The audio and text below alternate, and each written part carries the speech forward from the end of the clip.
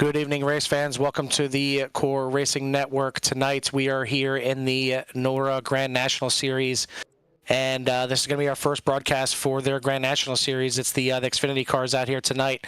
We started with NORA last night in the Truck Series, and they put on one heck of a show, going the entire race green flag, and it was really good. I mean, really good battling, and a little tough to pass last night being at National Super Speedway, but tonight we got the new configuration or the new pavement down here at the Atlanta Motor Speedway. And I know some of these guys were talking about it and saying it's basically the Daytona 2.0. I mean, this thing drives like a super speedway now, so should see a lot of good pack racing here. Hopefully these guys can keep it off each other, keep it clean. But I'm looking forward to a good one out here. It's got a pretty good sized field out here as well, so I should see a lot of potential battles out there. But the man up here in the booth with me, as always, Jimmy Cover. Jimmy, do you have a chance to get out there on the track at all tonight? That I did not, Carl. I mean, I've been on this track, especially the old configuration, and I was a little curious on the new configuration, so I was out here with a few different types of cars. I did not try the B car here, but it definitely is like a mini Daytona. A lot of pack racing, 2-3 wide. I mean, it's kind of crazy. I mean, and it's a lot of fun. But if these guys can drive like they did last night, we should see some seriously good racing here. And I wouldn't be surprised if we come down and have a big one tonight, though, with a good old incident happening and taking out half the field. Yeah, hopefully not, but it's when you get close pack racing, it's certainly always right around the corner. But this track used to start out. It started out as an oval, just a regular typical oval, and it was a nice size oval, and it was one of my favorites back in the day, racing some of the old games, and they changed it up to a quad oval when it kind of seemed like that was the new fad going in there. And it's been that way ever since, and just recently getting repaved in real life and kind of reconfigured a little bit, and that's what iRacing has implemented here, and that's why you see it as is right now. And you kind of get a little split between the drivers. Some guys really like it, some guys really hate it, and that's kind of how they felt on the old track as well. The old track was not exactly easy to drive. It was a driver's track for sure. Really bumpy and really kind of chewed up the tires if you weren't, graceful with the steering wheel. Yeah, it's definitely not like that now. It's pretty easy on the tires for the most part, and it's fast, and you can go 2-3 wide. It's just, with this race being as long as it is tonight, though, I don't know how comfortable these guys will be running 3 wide for a long period of time. So I would imagine just a lot of 2 wide for a majority of the race, and then when the splits are about over, then you'll see. I think you'll see pushing it and going for broke and getting as many stage points as possible. Absolutely, and it's going to be big as bunch of different winners so far this season. As coming into tonight, we have Dustin Kleba with 5 wins, Vincent Arthur with 3, Cody Reeder with 2, Dalton Tucker, Matthew George, and John Cottle all with 1 win so far. So all those guys looking pretty good when it comes to the playoff standings. 12 guys are going to make the playoffs for this series here. And they have the same kind of thing going here too, where they have the team owners in here as well. So we'll take a look at that in a bit. But one of the guys that does have a win so far this season, that is John Cottle. We seen him out there last night in the truck race and did a pretty good job hanging up there in the top 4 pretty much all night last night, and really tried to threaten the win, but just didn't have enough. But John, tonight we got you here at Atlanta. We got the new Atlanta here. How does it feel compared to the old one? It feels a lot different. That's the best way to put it. It's definitely a lot faster, a lot more throttle, and a lot more guessing games. All right, so that should be putting up a good show for us then, for sure. Is it a track that do you like to feel? Do you like your chances here tonight? Do you think it's just going to be kind of feeling out the track throughout the night and kind of picking your place when you can?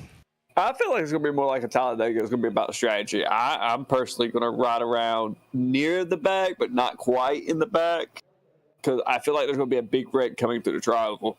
Like that's my one caution spot because at the beginning of practice, I literally went through there and the car went straight.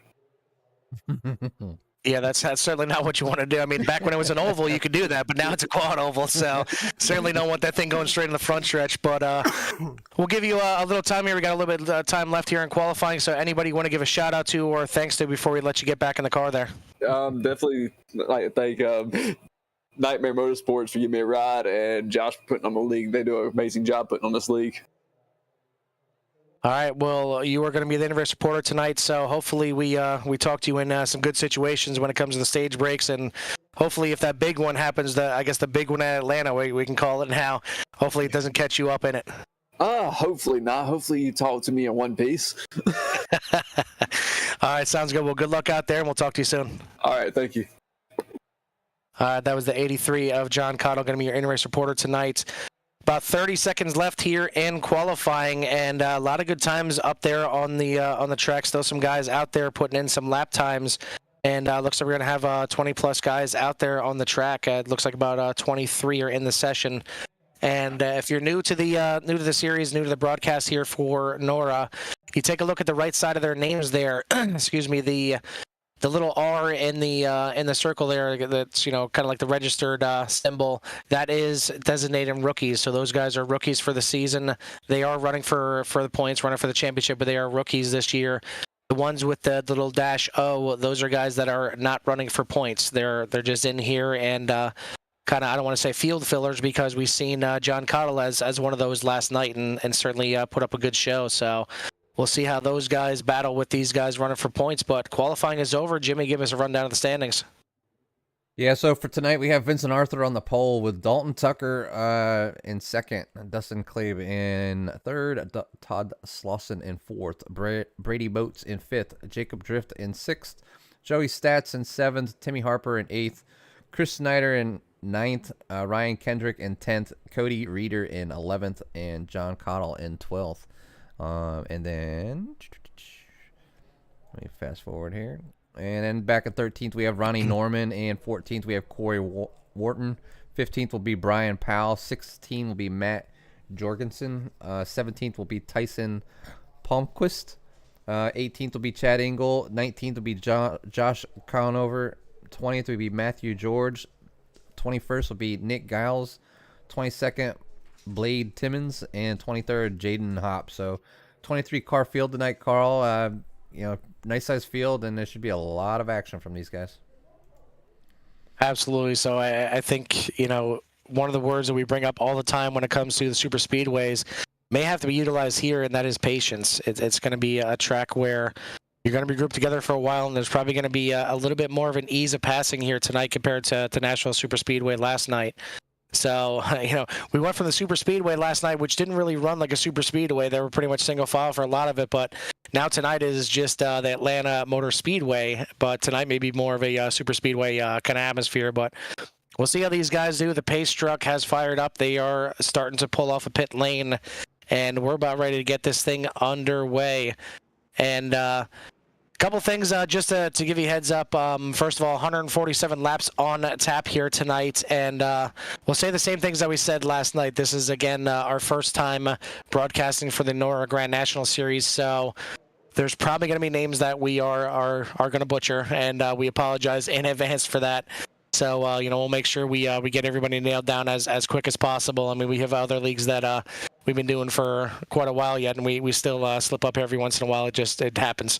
So we do apologize in advance. But other thing is, make sure you like and subscribe. It helps getting these guys some exposure, and it helps the network all together. And you get to know everything that we have out there. I mean, we have plenty of racing out there on CRN all throughout the week from Monday to Thursday. We have doubleheaders on Monday and Tuesday. And then we have Wednesday is going to be starting up this week, and we have Thursday as well. So plenty of racing out there. But speaking of racing, we are about ready to go here at Atlanta Motor Speedway. Pace truck lights are off. They don't take too much time here getting ready to go. Barney, the flagman, has the green flag in hand. Pace truck is off, and we're getting ready to go here at Atlanta.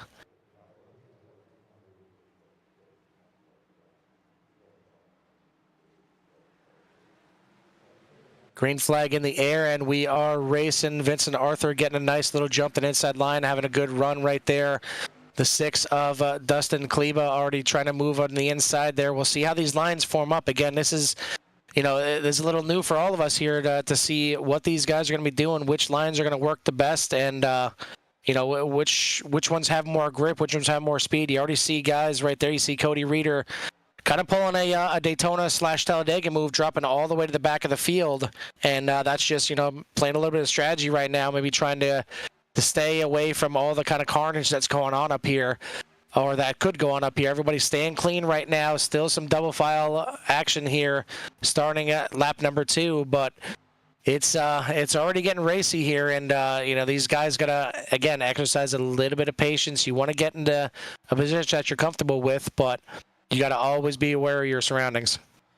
Yeah, you definitely want to pay attention to your surroundings. Be inside or 2x2 isn't too bad as long as somebody can hold their line and not get out of shape too easily. And you got to pay attention to what's happening in front of you in case you need to check up, and hopefully that guy behind you is paying attention in case something happens, so they're not running in the back of you. But so far we're looking good. We're 2x2. Looks like Vincent Arthur is out to just a slight lead over Dustin Caleb. Or Clabe in second position, and the rest back to the field. But it looks like the 23 is off pace down to the inside, and he's going to fall to the back as Jacob Drift is driving the National Guard car tonight. Yeah, and just another situation right there, just dropping back just like Cody Reeder did, just falling to the back and getting out of this this raciness that's going on up front. Everybody's still 2 wide. It looked like a couple times people peeking 3 wide, but I think they backed out and thought better of it right now. But it is single file for the first 3 positions with Arthur, Kleba, and Stats leading the top 3 spots here, and then double file for 4th between Kendrick and Brady Moats right now. So everybody just looks like they're kind of being a little patient right now, which is good. But again, it's a long way to go here tonight. Yeah, we are 5 laps in of 147 laps here, Carl, and these guys are doing a good job. And I don't know them very well yet, as we continue to broadcast over here at NORA. But looking at their iRating, these guys got some time on the ovals, so definitely showing that they have the skill and the pace to keep up with one another and put on a nice, clean race. Just to let you guys know, the stage breaks are going to be at lap 36 and lap 72 tonight.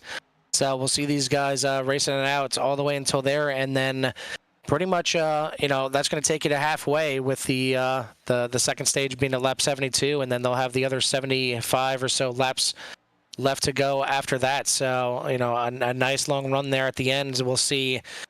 Certainly different strategies coming into play in that last segment, but these guys right now are just looking to try and get clean and get to that situation right there in the third stage and really try and run it out right now. But the stage points, like we said, the stage points can be very big, especially if you're on the outside looking in for the playoff run. Yeah, you definitely want to try to get as many points as possible. As Mike Rutkowski out there giving George a shout out there, as give him a little bit of TV time back here as he's sitting back here in 18th position currently.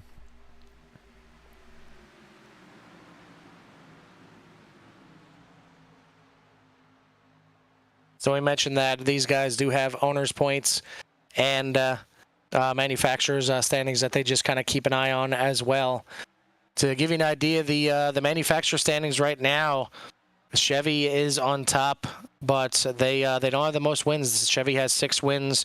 Toyota with 3 in second, or actually, Toyota is in second place with only 3 wins, and then in third place is Ford with 7. So third place Ford having the most wins, but maybe not as many drivers racking up the points. But when it comes to the owner standings, it is Flatline Motorsports, number 28 on top. The number 17 is in second place. Then the number 32 of Full Send Motorsports in third place right now in your owner's standings. See, Vincent Arthur has slid back to third place as Dustin Kleba has taken over the lead here currently. Yeah, it'd be real interesting to see how these guys do when it comes to the engine temperatures. I mean, you know, your typical Atlanta race, you're not following this close this long, and you know, you're used to it on your super speedways like Daytona and Talladega. But you know, track temperature right now 92, not, you know, crazy warm, but certainly not cool as well. And the ambient temperature being 83 certainly helps out the engines a little bit, but you know, when they're packed up close together, you see the two pretty much right on that back bumper of the 24. You're not getting any kind of clean air to that engine, and it's not going to take too long till that thing starts peaking out in some temperatures. Yeah, it's just one of those things you just... Oh, I mean, got a little... Somebody was loose down there, got down to the inside. Don't know his name right there. Who was that? Looks like that might have been the 32 of Jacob Drift. Maybe. I'm sorry, the 32 of Corey Wharton. But they did keep it straight. We are still green. Unfortunately, with this being a new layout here, we don't have the track map. It's not available through SDK or any of our other overlays because it needs to be updated on their services on their side. So unfortunately, not going to be able to provide the track map for you guys here tonight. Actually, I think that was the number 9. There it is. I've seen the number 9 start to slide back for sure, and yeah, it might have been tangled up a little bit with another one. Yeah, it would be Joey Stats. So, but a good job saving it. Everybody's still clean. Everybody still out there running green right now, and you know, we talked about it last night. If you're new to the SDK overlays and things like that, you see the intervals on the side right there, the intervals and the kind of the orange color, that shows you that there's kind of an imminent battle, and it's happening right there. And then the ones that are in yellow means that it's pretty close. And you see across the entire board is a battle right now, and it's echoed on the track. I mean, you see them too wide all the way from first all the way back there. The entire top 10 is too wide right now. So these guys doing a good job and keeping it nice and clean here, and just too wide racing right now. No reason to get any kind of crazy moves just yet. and the guy on the move right now would be Chad Engel. He's up 11 positions, up to the 7th position currently, and so he's started towards the back. And I know some of the guys, maybe they decided to drop to the back, and but Corey Engel or Chad Engel, excuse me, has decided to go to the front. So A little bit of a wide entry there, so I got to make sure. Yep, got to make sure he's keeping that thing on the bottom though. He slid up just a little bit there, so luckily everybody giving each other plenty of room right now. And the 3 getting awfully close to the wall there, and the 4 looked like he thought about getting to the inside. The 3 does get into the wall, and that could be our first caution right there. The 37 of Brian Powell gets sent. The 4 goes down pit road. The 3 saving it through the grass, but yeah, it looked like he thought about coming down there, but the 4 of Matt Jorgensen was kind of there, you know, still giving him plenty of room, but he gets up into the wall, and that just spells disaster for all 3 of them. The 32 also getting collected into that, and we'll see if the 33 was able to sneak by on the outside. Not sure if he was. And now just getting tagged just a little bit in the back end there. And that was just a, you know, an unfortunate event there where the 3 was trying to be safe and not come down and chop the nose off of the 4, but unfortunately got into the wall and came down and chopped the nose off the 4 anyway. Oh yeah, unfortunately it just kind of ricocheted off the wall, but you know, 16 laps in, our first caution wasn't too bad. Some of the guys kind of ran down through the grass, but this will give these guys the opportunity to come down into the pits, refuel on their gas, maybe get tires if they need it, and if they took any damage, you know, get that stuff repaired. And some people here, they might, you know, maybe think their car is good enough and decide to stay out, as not everybody has decided to come down pit lane, as it looks like Dustin Claiborne, Dalton Tucker, Vincent Arthur, Brady Moats, Timmy Harper, John Caudle, Chad Engel, Joey Stats, Chris Snyder, and Tyson Palmquist have all decided to stay out, along with Jacob Drift and I think Cody Reeder is the last one. Now it looks like Jacob Drift and Cody Reeder did come down to pit lane. Okay. Yep. But yeah, the big thing too is these guys don't have any fast repairs. We see it in some other leagues where they'll have, 1, 2, or 3 fast repairs. And, again, for those that may not know what that is you come down there, if you have that checked, it will, say you have 1 fast repair, you come down there, and no matter how bad your car is damaged, it will, at the snap of a finger, fix every little bit of damage that you have. But once that's gone, it's gone. These guys don't have any of those fast repairs. There's zero option for any kind of issues. So if you have damage and you want it fixed, you're going to have to sit there and wait until it actually gets repaired. And then the other thing is they have a drive-through penalty after 20x and then a DQ at 24x. So certainly can't be too aggressive out there and can't be, bumping into everything. It looks like the 7 of, or actually, no, I'm sorry, not the 7, but Todd Slauson is going to get the EOL there. That was the 3 that caused the issue right there.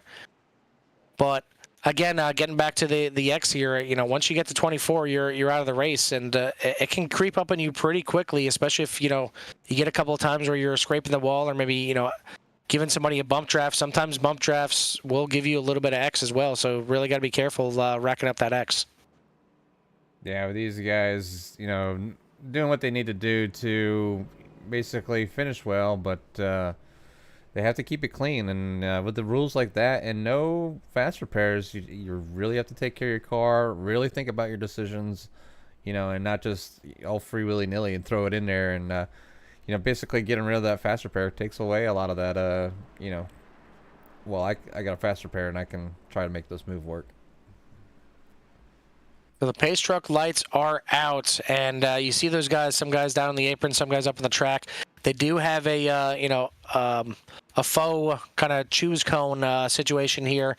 The guys that want the inside will go down to the apron. The guys that want the outside will stay up on the track. So that's why you see the field getting shuffled up here just a little bit, but it's going to be Dustin Kleba and Vincent Arthur on the front row, and they will lead us back to green here. Green flag in the air, Dustin Kleba on the loud pedal, and he's going to lead this field down into turn 1. A good jump by him. The 7 staying on the inside of the 24 right now.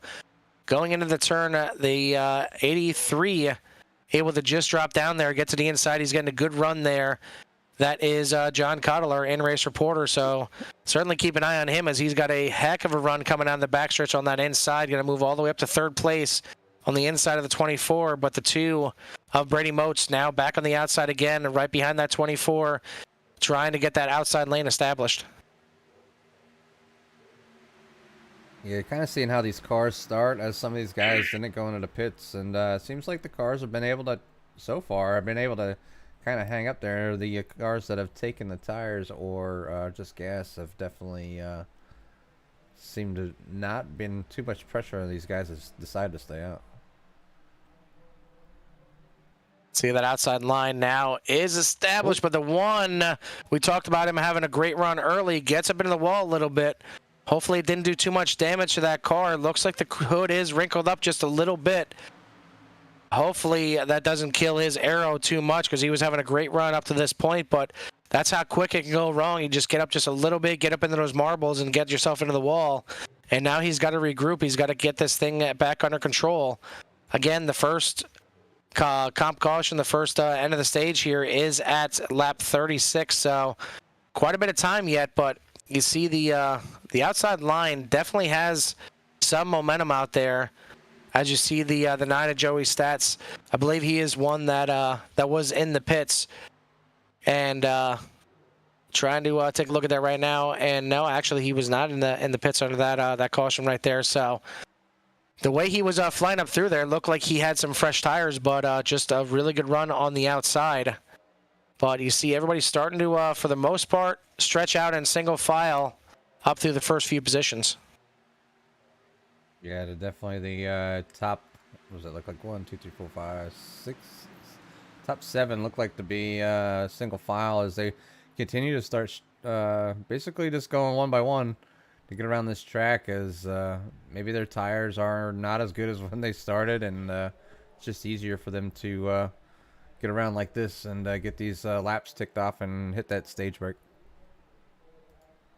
So the first two cars that you see on the outside line, those guys did come into the pits there. The 5 of Cody Reeder and the 32 of Corey Wharton, and followed there by the 12 of Tyson Palmquist. He did not come into the pits, but those first couple guys did. So you see maybe those fresh tires helping them out there a little bit on the outside. But this inside line is well established, got most of the cars down there, so that's why you see easily being able to hold off these guys on the outside right now. But as we say that, it looks like we got a battle now for second place as the 18 of Timmy Harper looking to the outside of Tucker right now, trying to make a move, and he's got some friends behind the way it looks. It looks like that outside line starting to pick up a little bit more steam.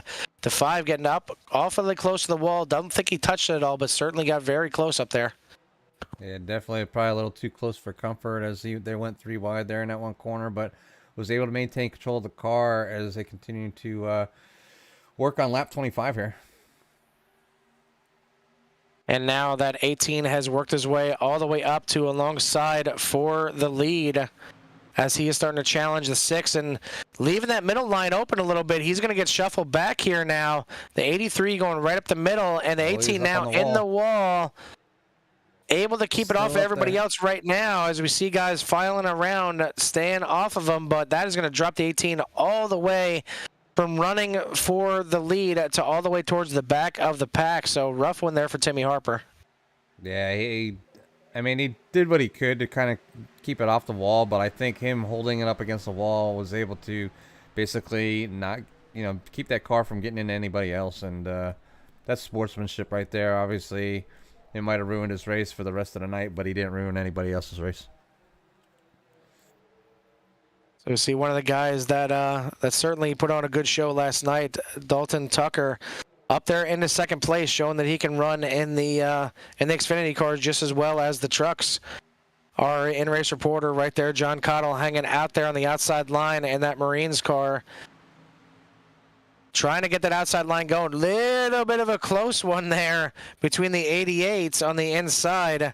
That being Chris Snyder, came up a little bit more than I think Cottle thought, coming up into the turn 1 there, and that was certainly a brown pants moment for sure. These guys starting to dance around a little bit. I'm not sure if these tires are starting to get worn on some of these guys. A lot of guys stayed out and see them starting to dance around a little bit more out there, Jimmy.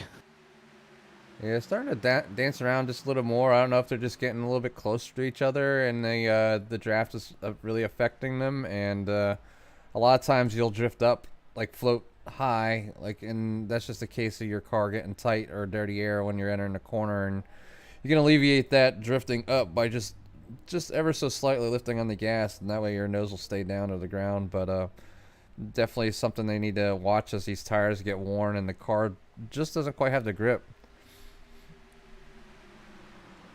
So we now have 6 laps to go in stage 1. Still Kleba out front, followed by Tucker, Snyder, Cottle, Wharton, rounding out your top 5. And the other thing, too, is these guys don't just have unlimited tires. They only have 5 sets of tires that they can take for the race. So, that's why you may have seen some of the guys just staying out and kind of conserving those tires for some late race magic and, get some fresh ones later in the race, especially in that third stage when you may need it. Yeah, it's something with when you have a limited set of tires that you're able to use. If you can't just use them all free willy-nilly, so it's a little more strategy that it takes to make sure you get the best laps you can with the freshest tires. So just utilizing them as you should, or if you need to. So if you get into a wreck and you're a major slide and you get some flat spots, you want to come in and change them. But if you still got a good couple laps left and you're running low on tires, it might not be the time to change them. But 5 is still a good amount of numbers, as currently we're on lap 32. So just a little over 115 laps remaining, and this race is going by pretty quickly. Yeah, speaking of a couple of laps, that's all we got left in this first stage here. Coming to lap 33, so this is going to be 3 more to go now. See a couple guys unfortunately dropping out. Looks like we're down to about 19 or 20 drivers still in the race here. as Ronnie Norman and Timmy Harper have dropped out. Unfortunately for Timmy Harper, that was just a bad situation. I mean, you get work your way all the way up to the front, battling for the lead. You get up into the wall a little bit, and again, he did a really sportsmanship move by just staying up on the wall, not collecting anybody else in his mess. But unfortunately, he seems to have messed up that car a little bit too much to, feel like he's still in the running here in this race. So he's going to go ahead and put that thing back to the garage. But we got 2 to go here, and pretty much a 3-car battle right now in the lead. Everybody else 2 by 2 behind them, but it is the 6, 7, and 88 of Kleba, Tucker, and Snyder. These guys look to be the ones that are going to battle for the win of Stage 1 here. The 7 just peeking out just a little bit and maybe trying to get a good run off the corner here. Going to be coming to 1 to go here. Thought about going to the inside there, but sticking right to the back of that 6 right now. And it's one of the things where you want to score as many stage points as possible, but you got to think of the big picture too. You got to make sure that car is going to be clean and get you to the end of the race. So, if you go for a move and you finish second on the stage, but you finish second with your car plowed into the wall, it really doesn't matter that much in the long run. Yeah, it's definitely a fine line to work, especially this early in the race, as you want as many points as possible, but definitely want to make sure you continue the rest of the race. And that is going to do it right there for Stage 1. Kleba is going to take it. Tucker, Snyder, Cottle, Wharton, your top 5. And it looks like the guys are still getting shuffled around here, so don't want to give you an incorrect position, so we'll let them get in the correct order and settle down here just a little bit. And it looks like they need to wait for that pace truck that is absolutely hauling the mail down the backstretch. We've seen it. I believe it was last night or the night before, where the pace car just absolutely hauled it and was sliding sideways into the corner to try and catch his field. So it's kind of funny when you see it like that. But pace truck does collect the field here, and the field is now starting to head down into pit lane. And certainly a good time now, 36 laps into the race, where you'll see most of the drivers, if not all of them, taking their first or possibly at this point their second set of tires, as we are about a fifth of the way through this race, a little bit further. But you definitely want to make sure you hit your marks there. And it's kind of weird. You see some of these pit stalls. You see the 17's pit stall. It looks like it's just barely big enough for one car to fit in there. But then you see some of these others, like the 6 and the 7. You want to talk about preferred positioning there. I don't know if the first couple spots you can fit a bus in those things. Yeah, maybe they have I don't know. Why is that different? That's the first time I've ever noticed that. That's kind of weird. I mean, look at the 17 right there. And then you look at the one right aside of it. That's unbelievable. I mean, you want to talk about having to hit your marks? That's a penalty position right there. Well, kind of feel bad for that 17 right now. Maybe that's why. I guess it's Josh's pit stall, so maybe maybe he penalized himself by doing that. Well, maybe Josh is one of the admins of the league, so definitely maybe the guy's got something, made sure that he got that spot. But it looks like Jacob Drift. Well, they have currently holding Jacob Drift in the lead at the moment, so I'm sure he'll come down here shortly. Well, he did come down pit road, and might have just been 2 tires or just fuel, because only a 7-second pit stop for him. So maybe a little bit of strategy here, but it looks like he is going to come back into the pit lane here. So maybe just taking 2 tires, coming out there, getting a lap lead, and then coming in and taking the other 2. So definitely a different strategy. But we are going to go ahead and bring in our in-race reporter one more time. End of stage 1 now, and John, you brought it home in, I believe it was P4 there at the end of the stage, so a good first run there. Everybody seems to be, giving each other plenty of room. That looks like there's definitely 2 grooves out there. How does the car feeling for you? It feels pretty good. A little tight, but maybe you know about it. Definitely a lot different in a bigger pack. I'm just glad everybody's giving room and being safe. Yeah, just one incident early in the race there, but you're plenty clear of that. It looks like the 18 of Timmy Harper was up there battling for the lead, and then he got up there into the wall. Were you worried about that one at all when that happened? No, he got to the wall a little bit after me. I was like, he gave a lot of room, and I was like, all right, I'm just gonna go in between him here. And I looked back in my mirror, and he was in the wall. I was like, okay, I don't know what that was about. Yeah, so it's just, I guess, good timing there for you to kind of shoot the gap. I know it's a little early to shoot it and go 3 wide, but it worked out pretty nicely. So good job out there in the first stage, and we'll wish you luck for the second one. I appreciate it. I'll talk to y'all into the second stage. Good luck, John. Thank you. All right, again, that's the 83 of John Cottle out there in third place right now. Looks like it's going to be Dalton, Tucker, and Chris Snyder on the front row right now. Cottle and Vincent Arthur making up row 2. Wharton, Kleba, Moats, George, Stats, and Kendrick round out your top 10. We are back green at Atlanta. And, man, Dalton Tucker all over that loud pedal to start this thing, getting a great jump way out to the lead. You could say it's our biggest lead of the race because it really is. I mean, 0.4 seconds has been the biggest lead of the race so far. So he is just gapping people out there. But now these guys are going to reel him back in a lot quicker than we thought as the 7 drops down to the bottom. And looks like he was happy and content to just get his lap led now. Just wants to get out of this chaos out here on the lead. But speaking of the lead, our in-race reporter, John Cottle, making moves. And they are 3 wide for third.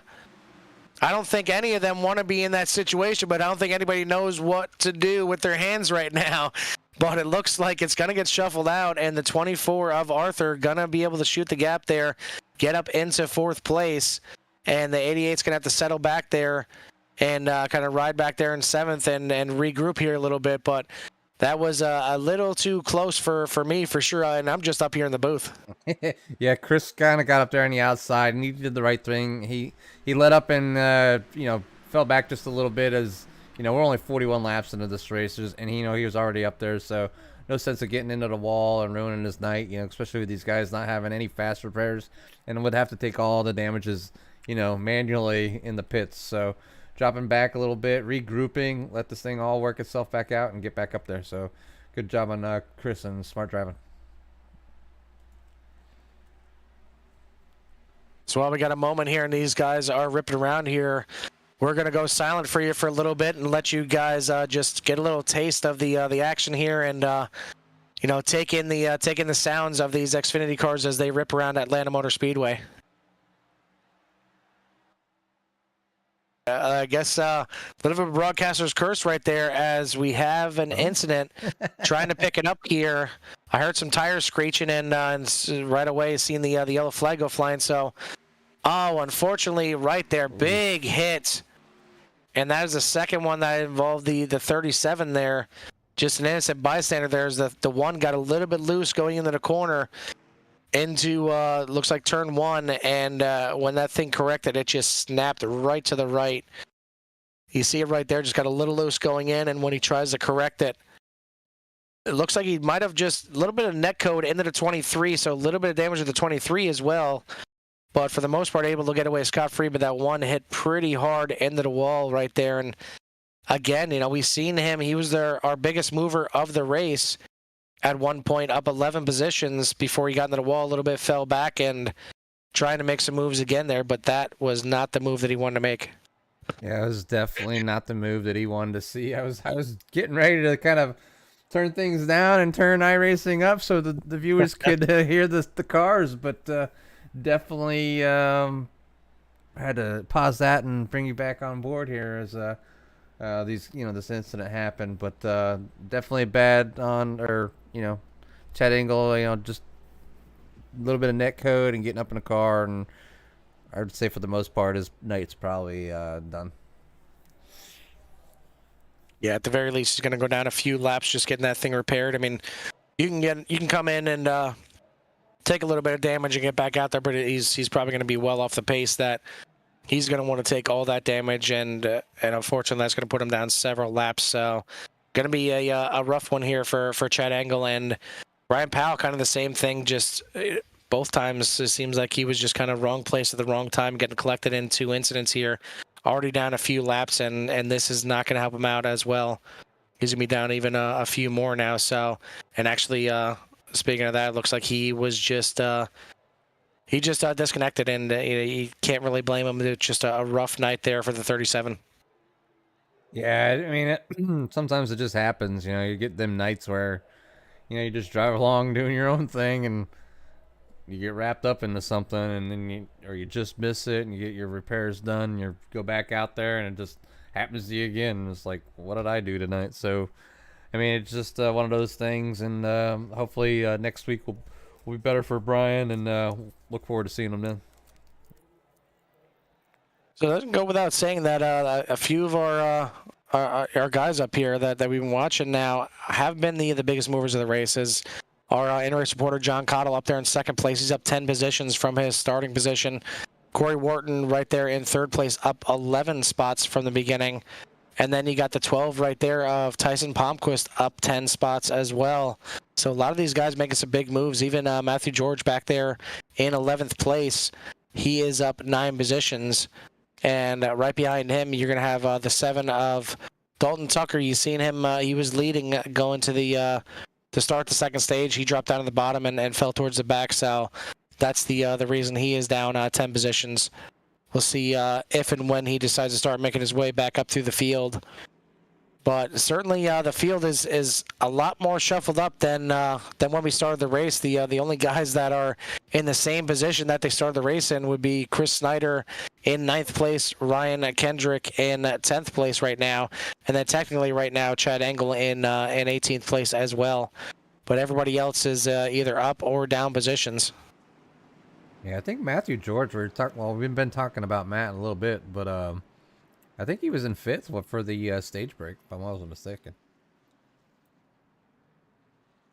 So we are getting ready to go back green here. Everybody choosing their lanes, and it's going to be the 6 of Dustin Kleba on the inside. Right behind him, John Cottle giving up the outside line, falling into 3rd place there as he feels like the inside line is going to be a better move for him. So Wharton's going to be up there on the outside in 2nd. Vincent out there in 4th place. And we are green again at Atlanta.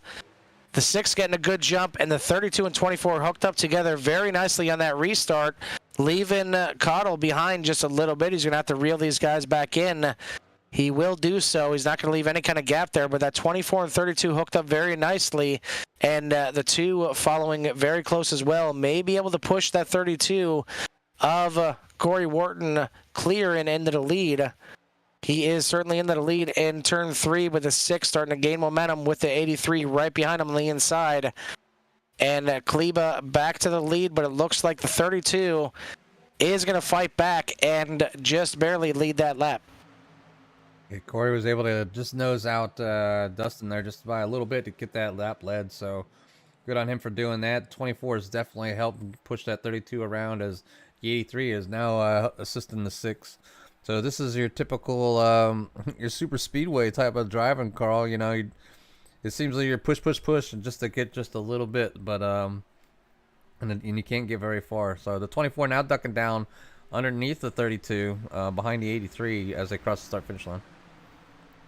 Yeah, and it's all fine and dandy getting right behind somebody and pushing them, but you really, really have to be careful when it comes to pushing because you need to hit them square and clear right in the middle of the back end there, or it's going to upset that car, and you know, whether it's on the inside or the outside, it's going to get them a little bit loose, and hopefully they're ready for that if that is to happen, but if not, it can certainly spell damage, and being up front here with these guys, it could be the big one real quick if you're doing a bump draft incorrectly. Yeah, it actually takes a little bit of practice. You can't just get in the car and just go bump draft somebody. And a lot of times, you kind of want to at least fall, like especially if you don't know somebody. So you're in an official race and you're at a super speedway, and that's why I think a lot of accidents happen. Is a lot of people try to bump draft, and just those two individuals haven't worked together. So everybody has their own little way of their own driving style, but some people can, you know, take a bump better than others. I mean, you see these cars, you know, just drifting around a little bit, and you know, a little bit loose or a little bit tight here and there. And, you know, it's not easy holding an exact perfect line around the track every time. And when it comes to bump drafting, if you're the guy pushing, you essentially need to be driving 2 cars. You need to know exactly what that car in front of you is doing, and then make that move and make that push exactly at the right time. If not, you're going to get into the wrong side of the bumper, and that's when the issues are going to be. So it's hard enough driving 1 car, but when you're bump drafting, you almost have to be driving 2 cars. Yeah, as you can see right there, the 2's like pretty much pushing the 12. And he got a little loose and went up high earlier, but if the 2 would have continued to try to like push the 12, he would have got him into the wall and would have caused a big wreck. But he did the smart thing, lifted just a little bit.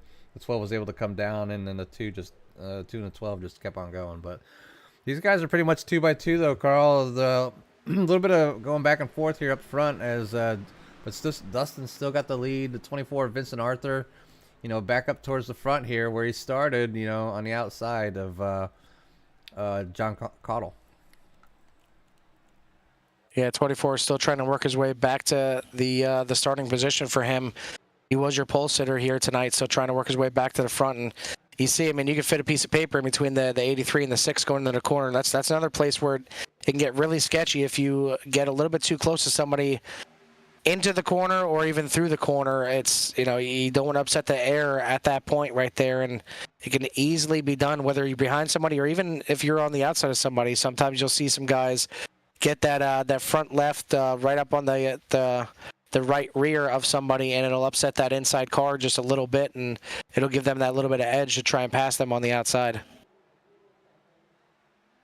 You can see some of the... So we will... Go ahead. Nope, go ahead, Jimmy. No, I was saying, you just see some of the guys that are still doing a good job. Just kind of hear the guys maybe trying to play it a little bit safer towards the back. Not too far from that front pack, but just far enough back to kind of stay out of any trouble if something were to happen. So, but this way you have these string of about 4 or 5 guys kind of sitting in the back. And I know from last night, like knowing that Josh Conover, he's a fairly fast driver, and so is Nick back there. So these guys just kind of hanging out in the back, letting the race just kind of happen, and hopefully, we'll see them up front towards the end here.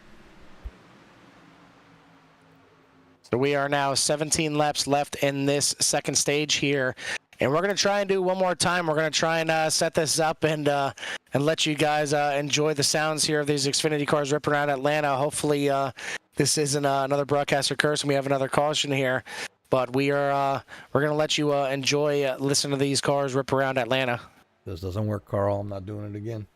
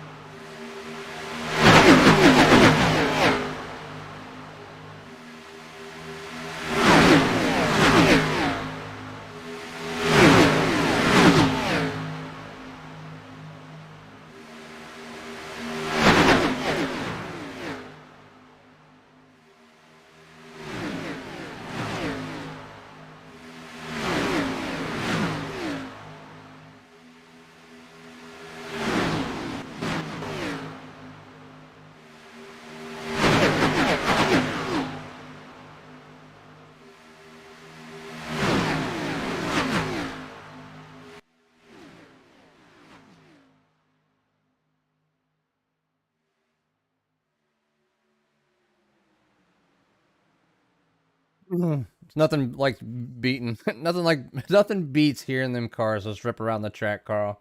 Even when you're there live, and I know I've been to live events myself, especially at Dover and Pocono, Watkins Glen, a few places like that, and a lot of fun going to these races. But there's this the sense of adrenaline that just goes with you as the cars go racing by you.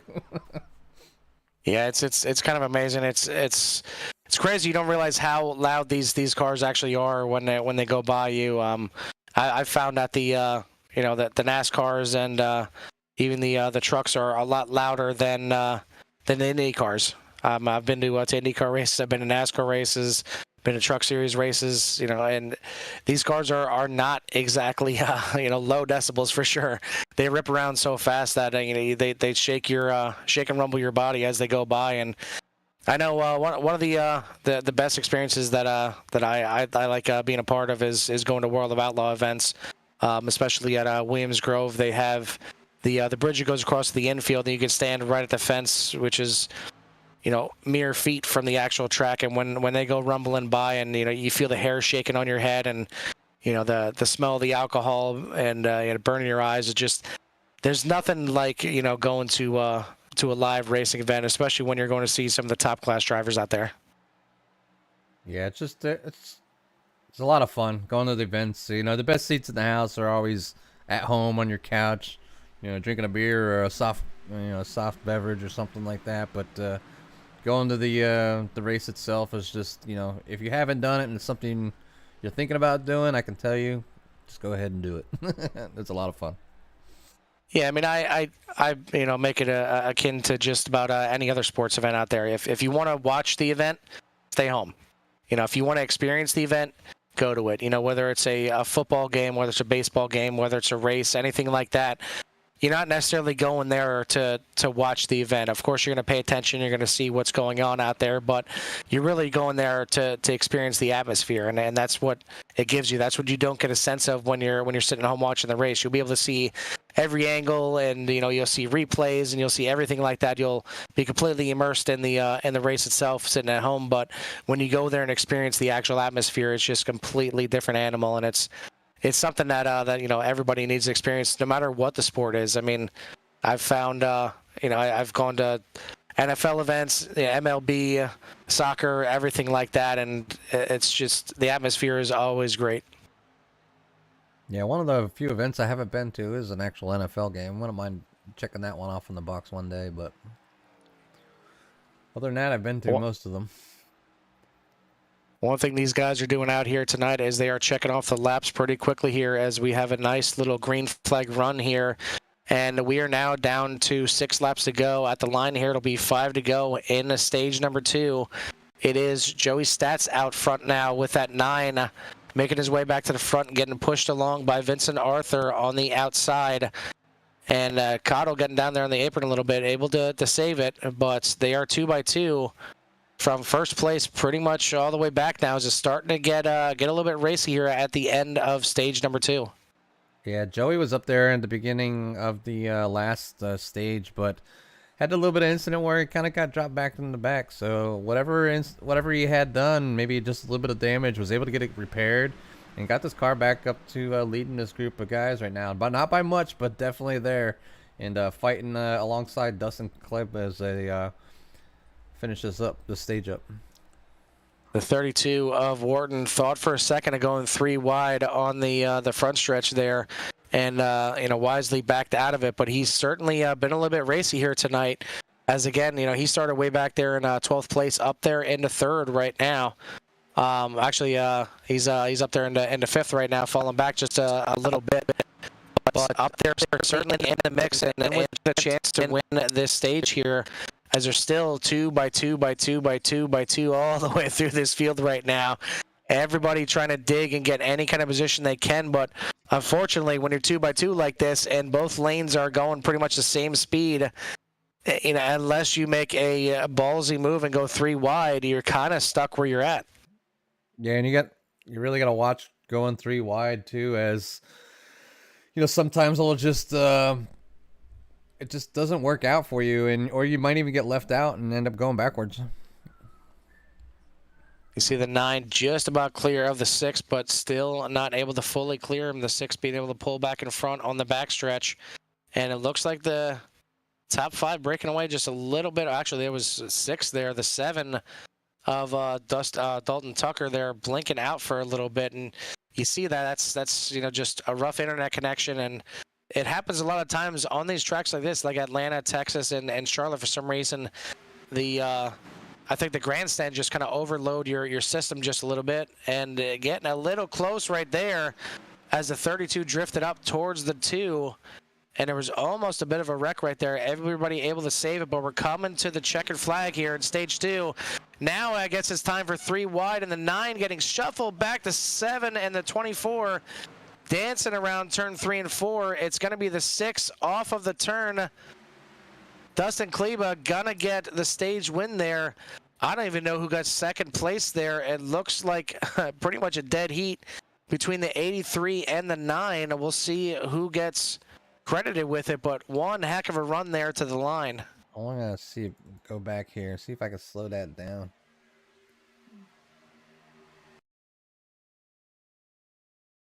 As it looks like, oh, just the by 83. about a bumper. Yeah, just 83. About just a barely. bumper. Yep. Very nice. John Cottle, our in-race reporter, we'll certainly have to talk to him about that right there, as he's going to grab a second place in the stage. The 9 are going to grab 3rd. Corey Wharton in the 32 is going to grab 4th. Palmquist in 5th. Arthur, Tucker, George, Kendrick, Eric Kendick, and Snyder rounding out your top 10. And now we're going to see everybody certainly ducking into the pits right here and grabbing some fresh rubber. Yeah, this will be if they can keep it green. I'm not sure if they can go the whole was it 54 laps there, Carl? Yeah, it's going to be a nice long run here in this last session here. It's going to be, no, it's 74 laps right now left in the race. So we're about halfway right now. It's okay. We'll teach you how to adult at some point. That'll be after the race. But yeah, it's a big run here. Very good job there by the 9, getting out as it's very, very tight coming off the pit road there. The 32 having a really good pit stop, coming out there in a second place. So good job by Corey Wharton, as he is now up 12 positions. Palmquist in the 12 also up there as well. He moves into 4th place now. So good job by both those guys, making some big moves. Yeah, and we'll try. Joey made a big move John. trying to come out of the pits though, as he ended up slowing up the of John Cottle as they were trying to exit the pit lane.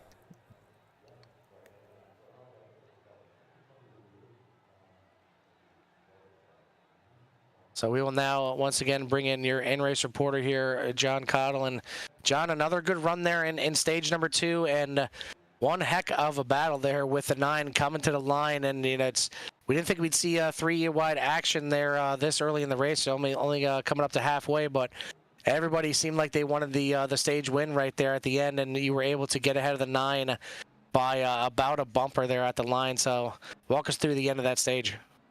Oh man, that was just crazy. I did not expect it in a stage. I just held my line the whole stage, honestly. I just stayed to the bottom and came out P2. Everybody else was pushing for that high side. I kind of saw it early, though. That low line looks pretty good for the short run, other than right there at the end, though, I think it fades out a little bit, though. So this run right here is going to be where the high line comes in, I think. Yeah, it seems like a little bit late in the run that the cars start to dance around a little bit more. Is that the tire wear finally coming in, that the cars are just a little bit freer at the end? No, it doesn't really get free. Okay, so on the high side it gets free. On the low line it gets tight, and you're going to see that more in effect on this low run, I think. All right, well, we will wish you good luck here. We're halfway through the race now, so one last run here to the finish. So good luck out there, and we'll talk to you soon. All right, thank you. I appreciate it.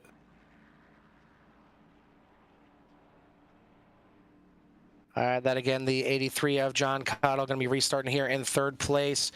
Getting ready to go back green here, and the pace truck lights are out. It's going to be Joey Stats up front with Corey Wharton on the outside, John Cottle and Tyson Palmquist making up row 2. We'll take you on board with John Cottle for the restart here.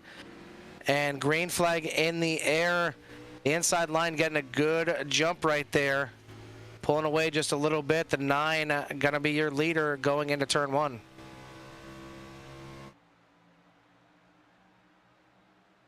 Yeah, and the 9 and the 83 were able to stretch out along with the 24, and the 28 seems to go along. So the first 4 are able to get in a single file. 32 is kind of hung out to dry just a little bit in that outside, as they talked about how early on the inside line seems to be the line to be. But them guys are 2x2, 5th back.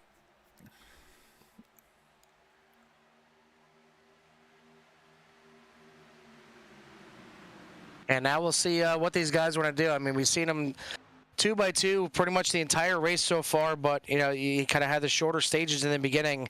Now you have a stage that is literally the encompasses the first and second stage altogether. So nice long run here on this last stage. So we'll see if they're still going to be racy still, if they're still going to run double file here. And it's still plenty early in this race. You still need to exercise some patience, but you also want to make sure you're aware of everybody that's driving around you. Again, later in the run, you see these guys, dancing around just a little bit. So you got to be aware of how these guys are driving. Some guys seem to be able to handle these cars in the long run, and some guys just seem to get a little bit sketchier at the end there. So you got to be aware of everybody that's around you. Yeah, speaking of being aware where everybody's at, Dustin is in the back, back of the field, I should say. So after being up in front towards the end there of the last stage, he's now towards the back. So he will have to work his way all the way through the field, and hopefully, with another pit stop, he can find himself a partner or something they kind of come in with, and if they need to pit, and maybe avoid any wrecks that may happen. But being in the back sometimes isn't the safest, unless you're given plenty of room to be able to check up. But with this being the last portion of the race, I don't want to get too far behind and then basically get caught with your pants down and not in a position where you can catch up and get back to the front. Yeah, we'll also see how pit strategy comes into play here tonight. Didn't get a chance to take a look at what these guys are doing on fuel mileage. Obviously, able to run the entire stints out there in the first and the second stages, but we did have a caution in each of them. So not sure how much they were able to save and make it to the end there. So I really doubt these guys are going to be able to go the entire stage without having a caution. So hopefully we'll see a nice long green flag run here and get some different varying strategies to really mix up this field. But right now out front, it is the 9 of Stats and the 83 of Cottle. Yeah, it looks like John, he's just continuing to ride that bottom line. He's content to ride there as, it keeps him up front currently. Corey Wharton, the 32, has been consistently trying to run that outside. Looks like he's our lone Canadian of the field, but definitely working his way back up front, trying to get himself in position for, a podium or even a win tonight. Yeah, maybe apt that he has the target car out there, as he's the target of all the other Americans that are out there right now. The only one from above the border there, as you say, Jimmy. So doing a good job out here again. He started back there in 14th position, so up there in third right now, battling for third, trying to make it up there and battle for second as well. And another one that we haven't talked about too much is back there in 6th place, Matt George. Up 14 positions, started way back in 20th position, and now he is up there battling with this front pack. So maybe just kind of hanging out towards the back just a little bit and kind of biding his time. And now we're in stage 3, so you see that 28 starting to make his way towards the front. Yeah, he definitely had a few.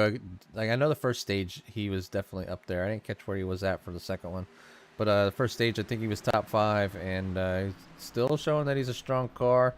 Still sitting in the top, he's in the top 5 right now. So, he has all the opportunity to maybe pull off a win tonight.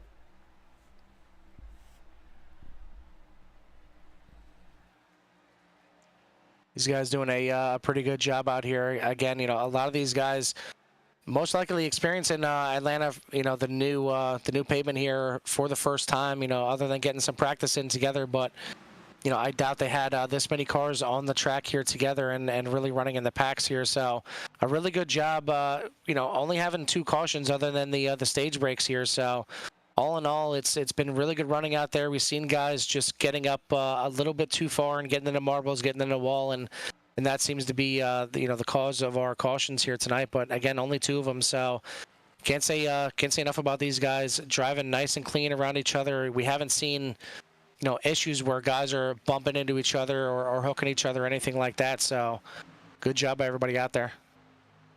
Yeah, and I think that has a lot to do with how NORA runs their league. Basically there's no fast repairs. So if you mess up, you really mess up.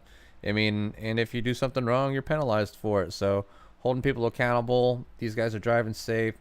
Like I said, I don't know these guys very well. As we continue to get to know them, they'll be able to talk a little more about each individual, but just looking at their overall stats and profiles, these guys got a pretty decent I rating, from the front to the back. The lowest one only being in let's see 1500. So, but a majority of these individuals are 2500 plus, all the way up to it looks about 5000. Carl.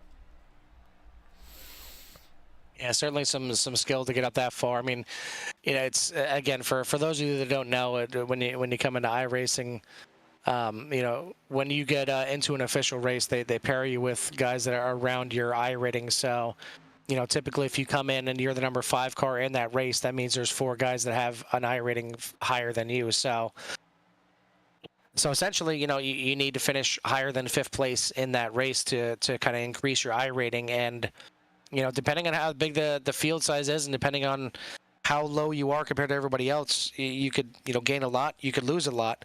But to get up that high, once you get to, the 2500, the 3000s, the 3000s for sure in the ovals, that's when, you're starting to certainly make your mark.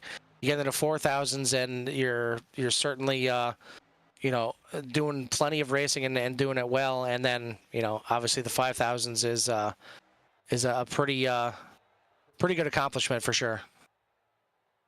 Oh yeah, definitely a good accomplishment for those guys out there.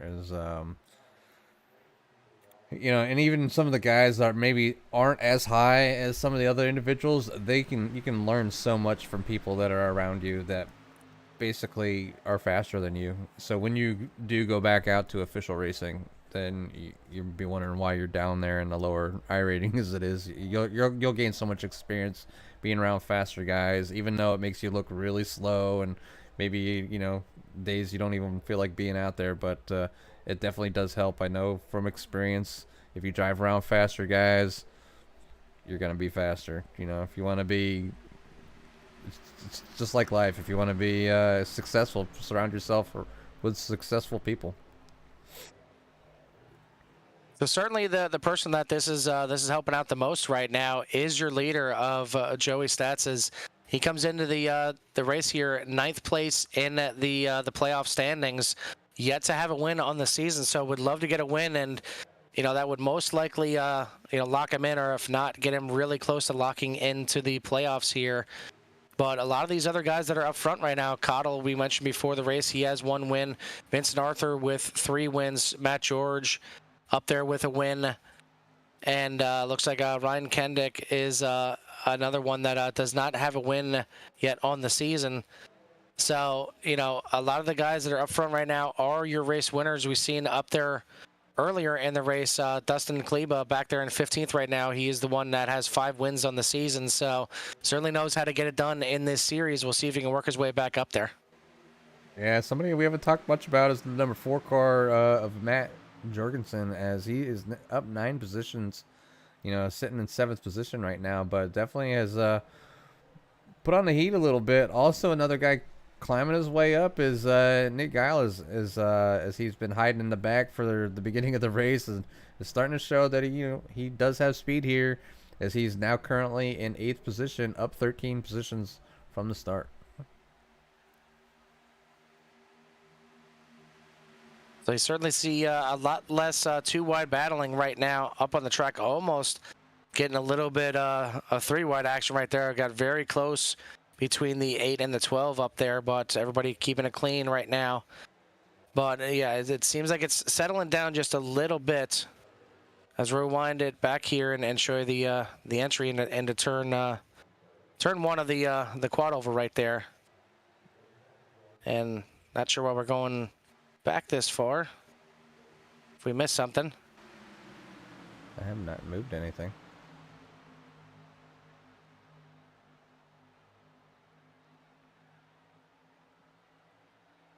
But as these guys came down into the quad oval here,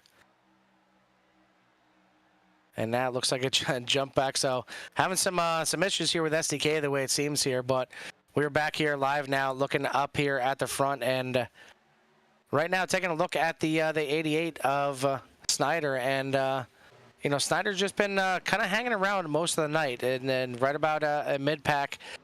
Showed his face up there towards the front just a little bit, but, you know, having a good, clean race, just like a lot of these guys up there. And, you know, not making any kind of crazy moves just yet. Plenty of time left. Only on lap 95 right now, so we still got another 40, or actually 52 laps to go when they get to the line. Yeah, they definitely have a few laps remaining as they continue to wrap up this race here tonight on lap 96 currently. So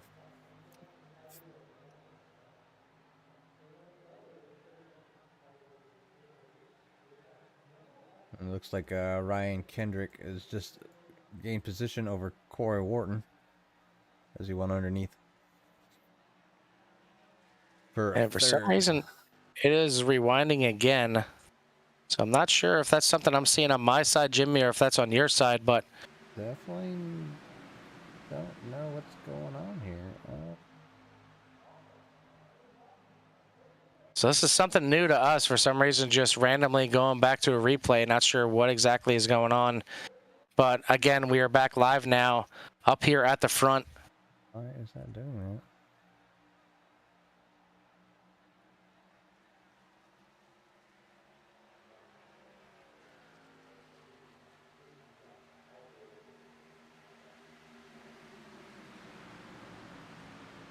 And pretty much single file now, all the way up through the front 6 positions. The 7 of Dalton Tucker starting to try and make his way back up through the field, working around on the outside right now. And he is leading that charge on the outside as he's got the 8 behind him. As a 32 makes a bit of a power move there. Wharton jumps from the bottom up to the top in front of that 7 and slows that outside run up a little bit, and an 8 getting into the wall on the front stretch. Going to lose a position, a couple positions back there. He's going to fall backwards.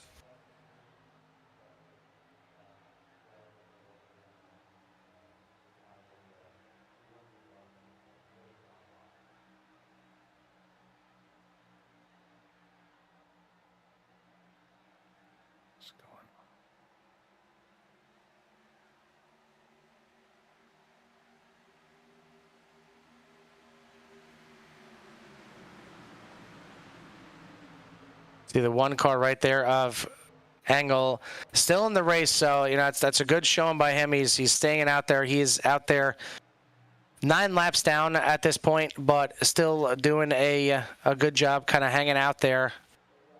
And yeah, certainly not sure what exactly is going on with our overlays right now, as it seems like it's all over the place. It has a different series up altogether right now, so certainly something a little bit buggy right now with SDK, so we apologize. We're going to try and reload that up here and get everything squared away.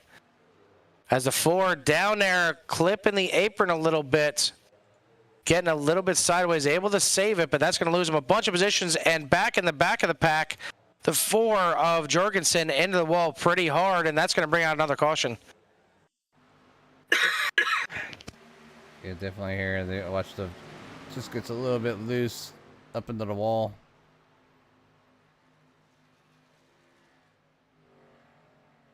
So it looks like single car incident, but it will bring out the caution.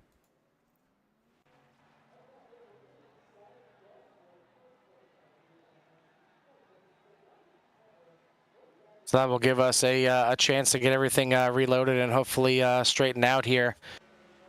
And yeah, that was a pretty bad tank slapper there on the backside for that 3 car. He does keep it off everybody else, and luckily he was in the back of the pack when that happened. So everybody else stays clean out there. And we are now past lap 100, that being our 3rd caution. Starting to see everybody file back down to the pits. Again, these guys have 5 sets of tires that they can work with. So certainly worthwhile coming in and taking a fresh set right now. And this should be good enough now to get them all the way to the end of this race. Yeah, this will definitely put them in the end. Being able to finish the race, you know, definitely have enough fuel. As far as tires, I'm sure those guys want to get fresh tires. As you can see, the 8 got the right side up currently. And the right sides are down. And, yep, lefts are going up as well. So full service there for the number 8.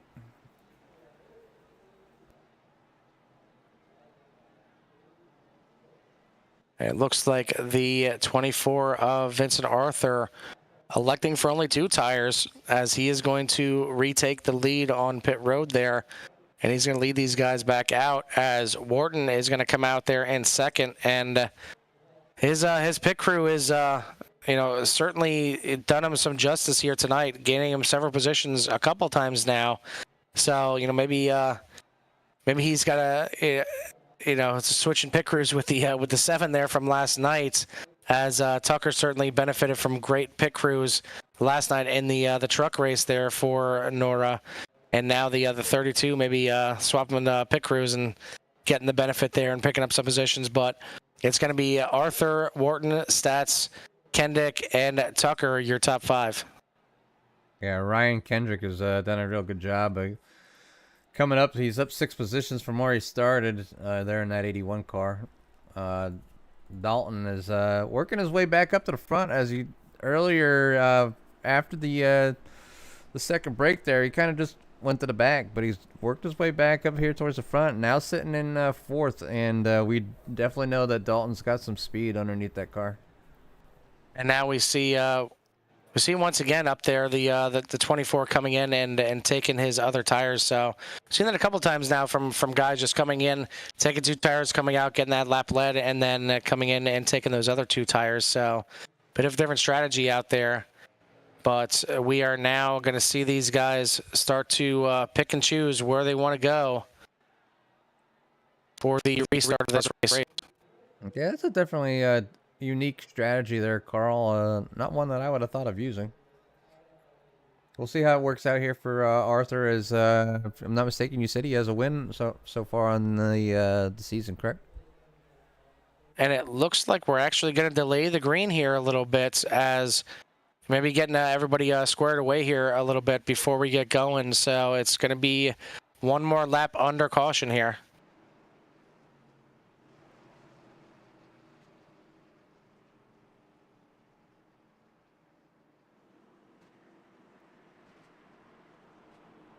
A little bit of Wharton to the lead there, with Ryan Kendrick for 2nd, Joey Stats 3rd, Chris Snyder in 4th, Dalton Tucker in 5th, John Cottle back in 6th, Matthew George in 7th, Tyson Palmquist in 8th, Josh Conover in 9th, and Cody Reeder round out your top 10.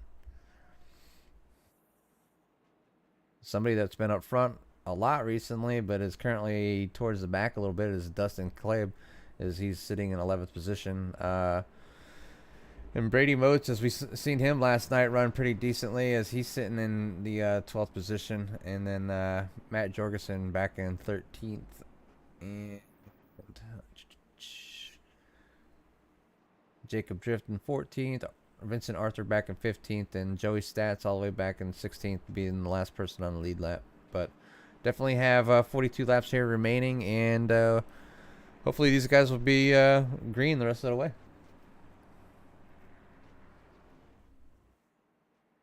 So now we'll get to see what that 32 can do up front, as we have a couple of new guys on the front row. I haven't seen them at the front of the pack yet with Wharton and Kendick, but pace truck lights are out. We're getting ready to go back green here.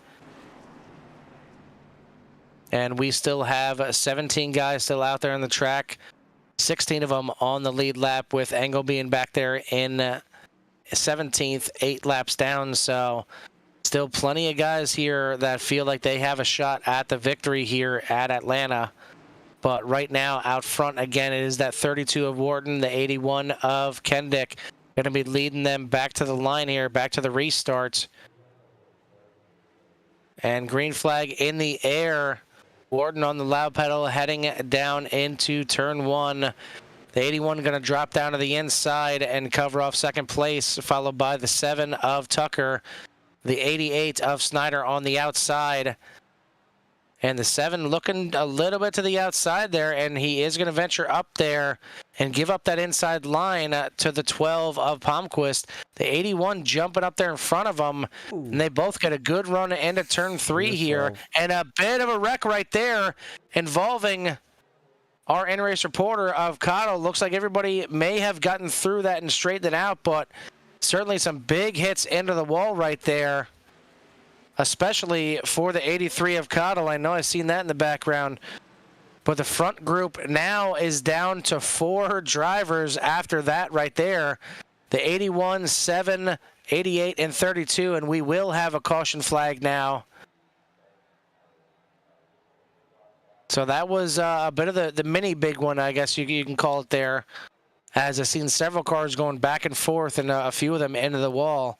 Looked like everybody might straighten it back out, but maybe just a little bit too many involved to keep everything green here. Yeah, I'm trying to see if I can grab just a little bit. I'll go on just to kind of see what kind of evolved back there. As it all happened so quickly, I was trying to catch. And I think it was with Wharton, right? Yeah. And unfortunately, just like last night, we apologize. Looks like we have a bit of a spammer in the chat here, so we'll go ahead and clear that out for sure.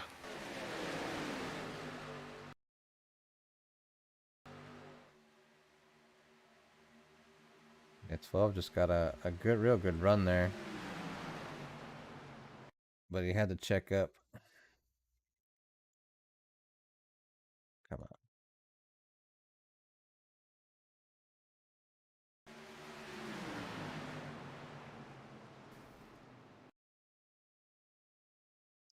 So again, just like last night, for those of you out there watching, just if there's somebody you want us to show a little bit more, or talk a little bit more about, or somebody you want to see out there, don't be afraid to put it in the comments, and we'll certainly try and get them a little bit more TV time out there. If you have any questions for us, any questions for the drivers, we'll certainly try and convey that as well.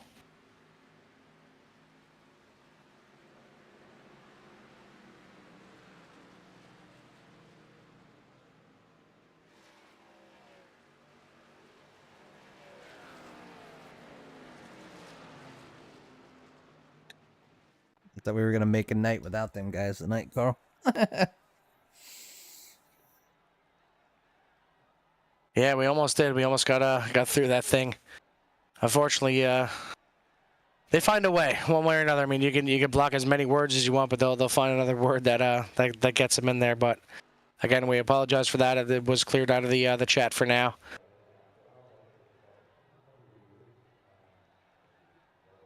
And I'm trying to reload back SDK for myself because it's still not working right on my side. I wasn't able to see any of that replay back right there. But we are under caution here at lap 109, coming to lap 110 right now. So still got plenty of time left in this race here. Still got, a few sets of tires for these guys right now. But, they just got done pitting, so no sense using another set right now. You do see the 28 of Matthew George in the pits right now. So, not sure if he's just topping off on fuel or what the case is, but he is certainly at least going to drop to the back of the pack right now. Yeah, I don't think he wasn't involved in that whole ordeal. So, but it looks like he just in there get a little bit of service. Maybe he had a little bit of damage. Maybe he maybe caught a tire or something.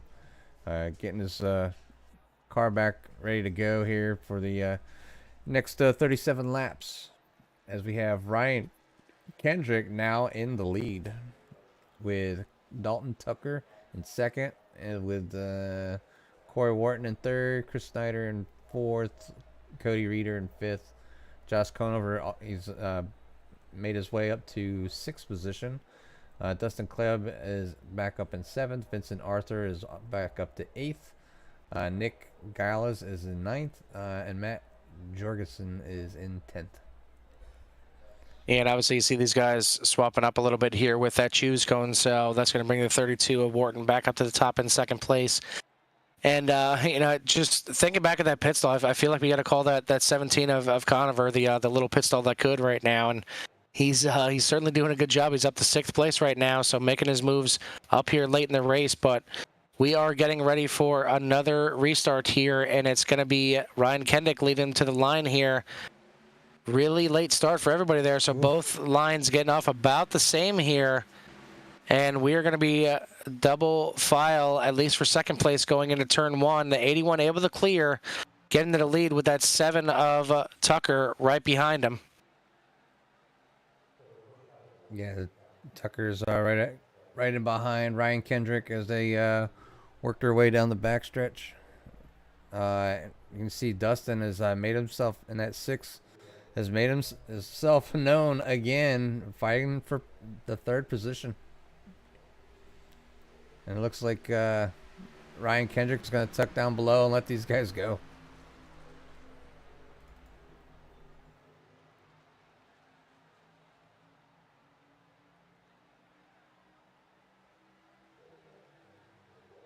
Yeah, and again, it's good to see that one of Engel still in the race here, as he's several laps down, but you never know what happens. And you see our in-race reporter there still stuck in the pits right there, 3 laps down. So Engel, I believe when he got involved in his issues, he was all the way down there in about 18th or 19th position, so already picked up a couple positions and slowly trying to make his way up through the field, but he's going to need a lot of help from everybody else.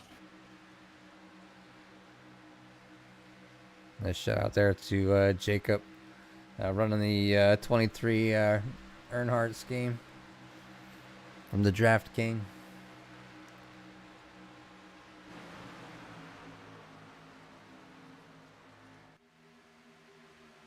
Yeah, I don't know if it's the Atlanta Motor Speedway, messing with my side. SDK looks like everything is good on the broadcast, so at least it's good on that side. But everything just kind of cutting out on my side. So trying to go and fly by the seat of my pants here on my side. So Jimmy may have to try and take over here a little bit just till I get everything reloaded.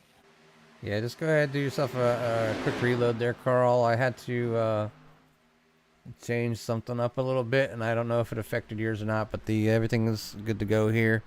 As Chris Snyder and Dalton Tucker continue to battle for the lead up here. As Dalton Tucker is down on the inside, and the 88 Chris Snyder is to the top. Definitely getting their way around here as we're on lap 115 as we're starting to narrow this race down here and get down to the finish.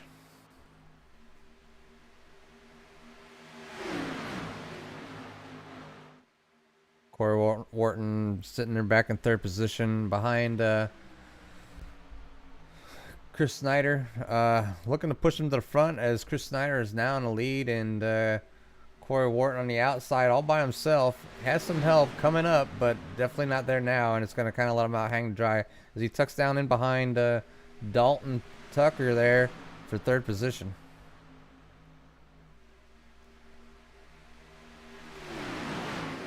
And the number 8 car, as I move to the outside, coming down the front stretch here, looking to take over the 4th position from Dustin Caleb.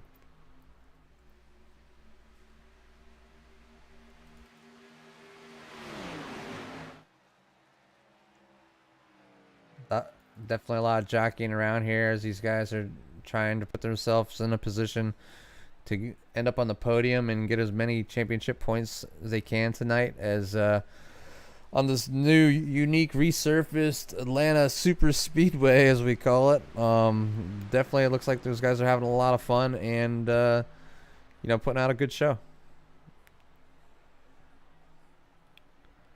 So you see back here in 9th position, Josh Conover right behind Vincent Arthur, who started on the pole. And we have the 12 car up high as he lets everybody go by. So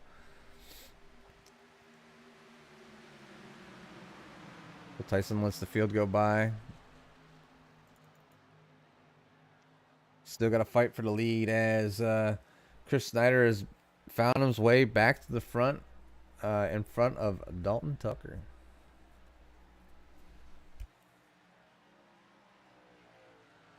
Dalton Tucker kind of blinking out a little bit, having a little bit of connection issues, but the number 2 car is quickly coming up as Brandy Moats coming to the outside of Dalton Tucker, looking to take away that second place and challenge Chris Snyder for the lead.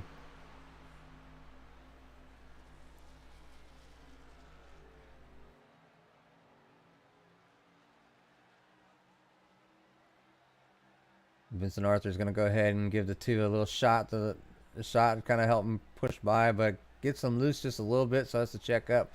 And definitely relinquishes that lead to Chris Snyder, but continues to keep going as we keep this thing green, completing lap 120.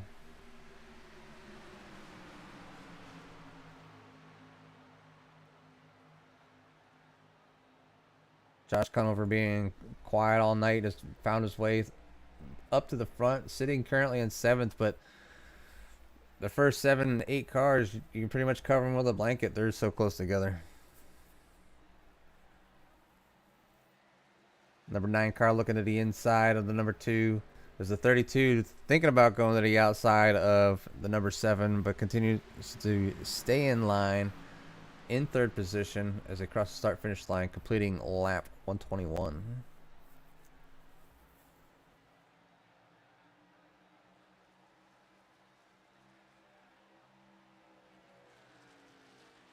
Yeah, for some reason, still having issues on my side here. It reloads, but the only thing that loads back in there is the NORA logo at the top for me. So I got no standings and no anything else. And I will. I'll try and do my best here and call the race. Unfortunately, it's not even showing me which car you're looking at here, Jimmy. So I will certainly try and do my best. I'm gonna do one thing as you continue to see kind of what's going on right there, but I'm gonna reshoot you the file.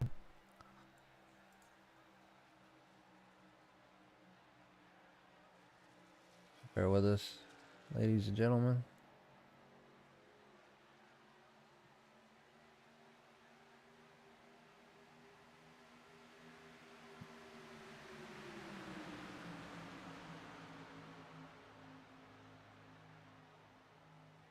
Try that one as I resaved it.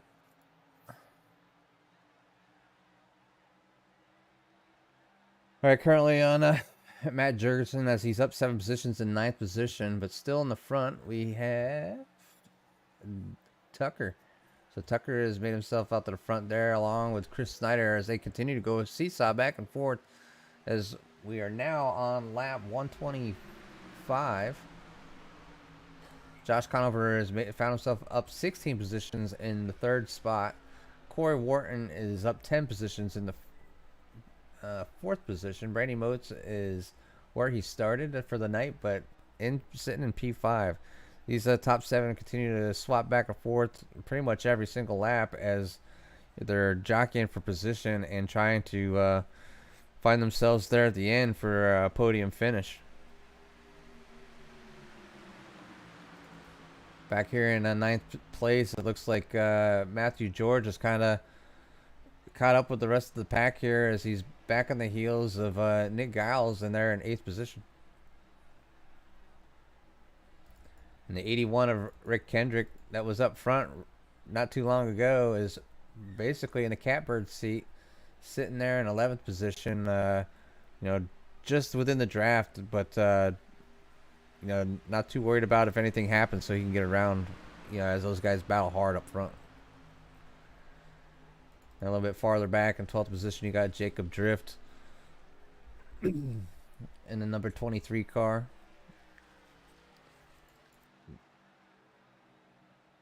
Dustin in the number 6 car. That led quite a few laps early in the race, has found himself back in the 13th position. And then Cody Reeder in the number 5 is back in 14th.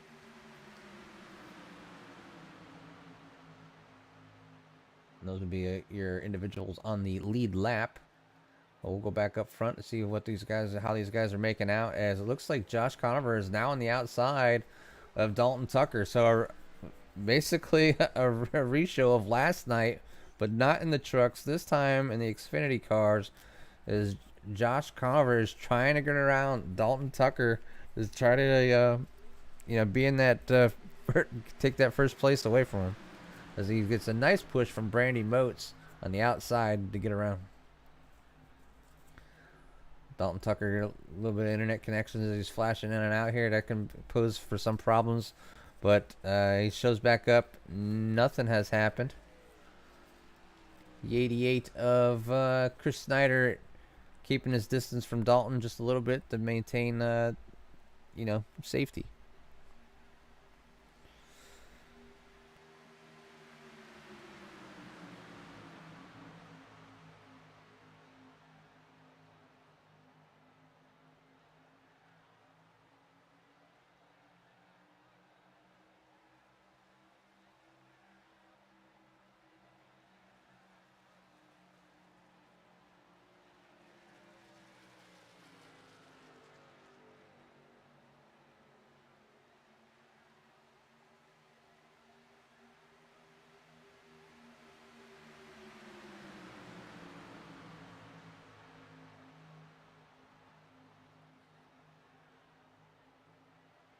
So we are now down to 17 laps to go here in the race, and it is the 17 of Conover and Tucker back up at the front here. Moats has been hanging towards the front. This is the farthest up we've seen him now in third place. And the 88 kind of doing the same thing there, as Snyder is up there now in the battle.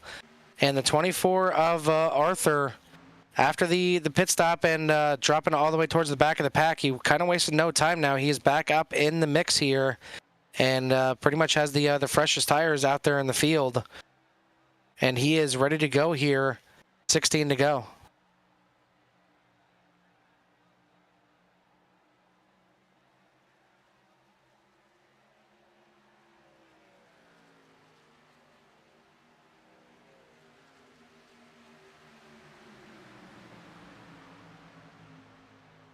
Definitely running our laps down here as we have 14 laps remaining, as Josh Conover is now in the lead over Dalton Tucker, but not by much, but on the outside.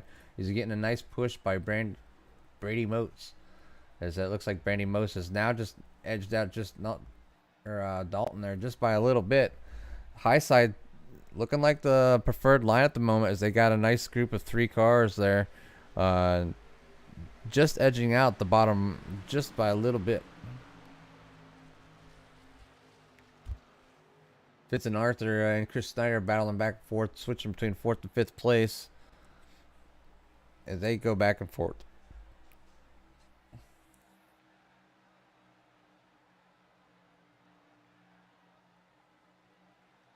These guys doing a heck of a job up front, kind of keeping a nice clean race in 2x2 as they're coming up on some lap traffic, as the number 1 will go down to the inside. So Chris Engel getting out of the way of the pack, and we'll let him go by. Give it up for Chris Engel for being showing that sportsman out there, letting the pack go by. 9 laps down, still putting in the laps and enjoying the rest of his evening, as it got ended a little bit early.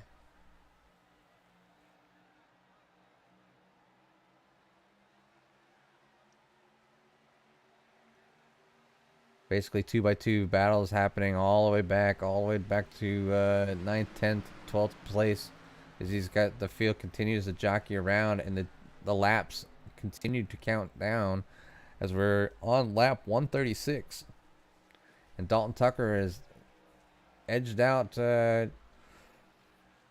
Conover just a little bit, just ever so slightly as they went into the corner, but Conover was able to kind of pull back up. So these guys continue to go back and forth as the draft has majorly affected how these guys are running right now, and basically it's going to come down to a chess match, putting your car in the right spot, the right position, and hopefully being able to finish as best as possible.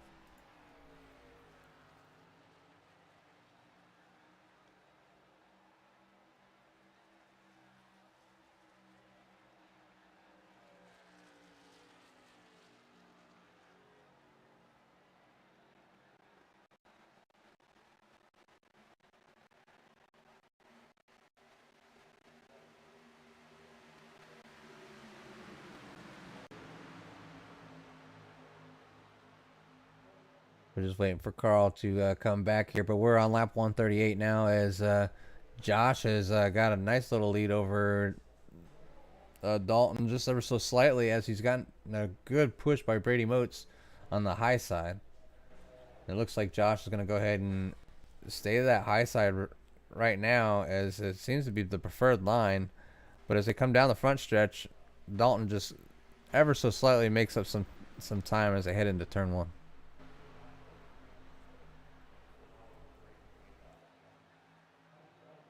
As they head through turn one into two and exiting two, Dalton gets a slight edge over Josh Conover on the inside, but the outside seems to be just ever so slightly faster through 3 and 4 and heading down the front stretch.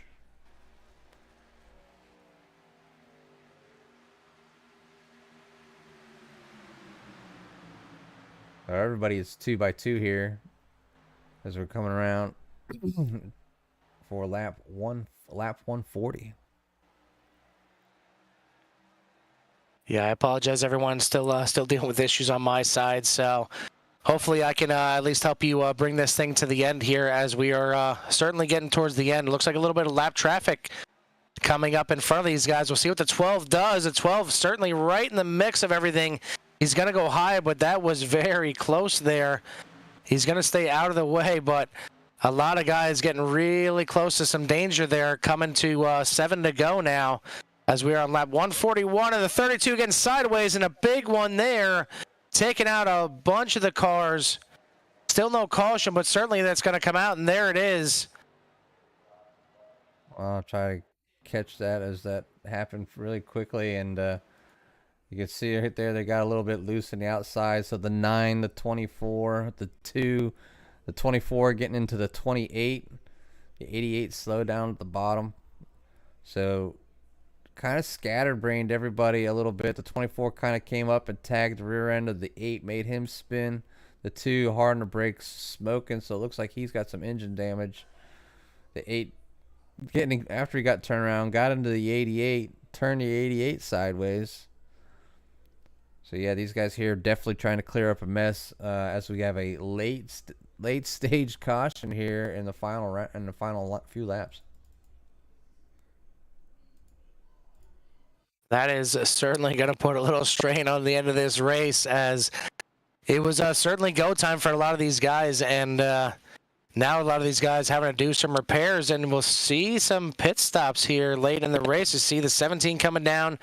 The 9, who was involved in that wreck, is coming down as well, but I'm not sure if the 17 came down there and thought that maybe some of the rest of the field would follow him down there as he comes in to get some fresh tires, but not the case. A lot of these guys staying out there. The front, at least 6, the way it looks, are going to stay out there, and it's going to shuffle the 17 back, and he's going to have some work to do to make him back to that front by the end of this thing.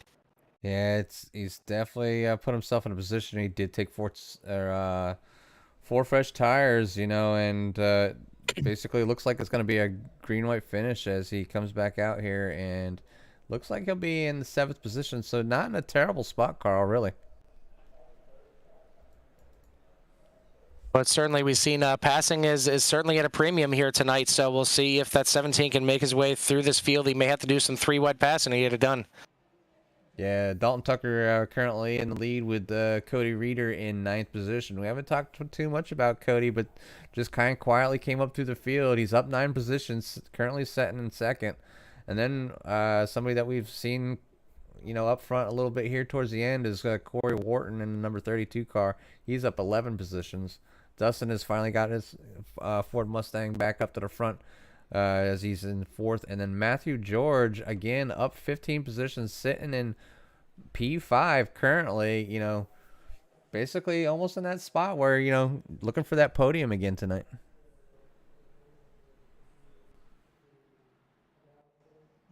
I don't know about you, Carl, but I thought I just heard a motor blow up.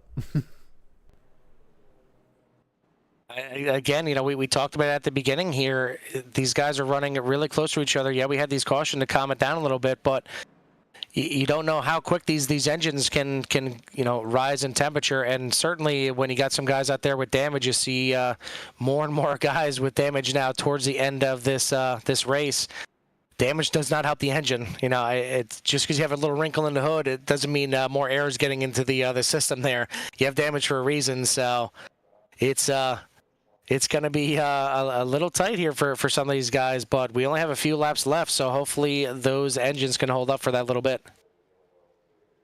Yeah, these guys don't have very many laps left. We're currently on lap 144, so when they get to the start-finish line, it will be they'll be going on lap 145. So 144 laps are about to be in the books here at Atlanta.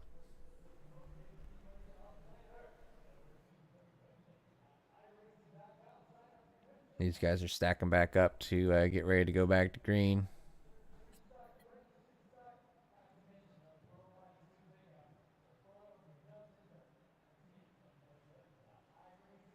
So the pace truck lights are out, and hopefully this is our last restart of the race here.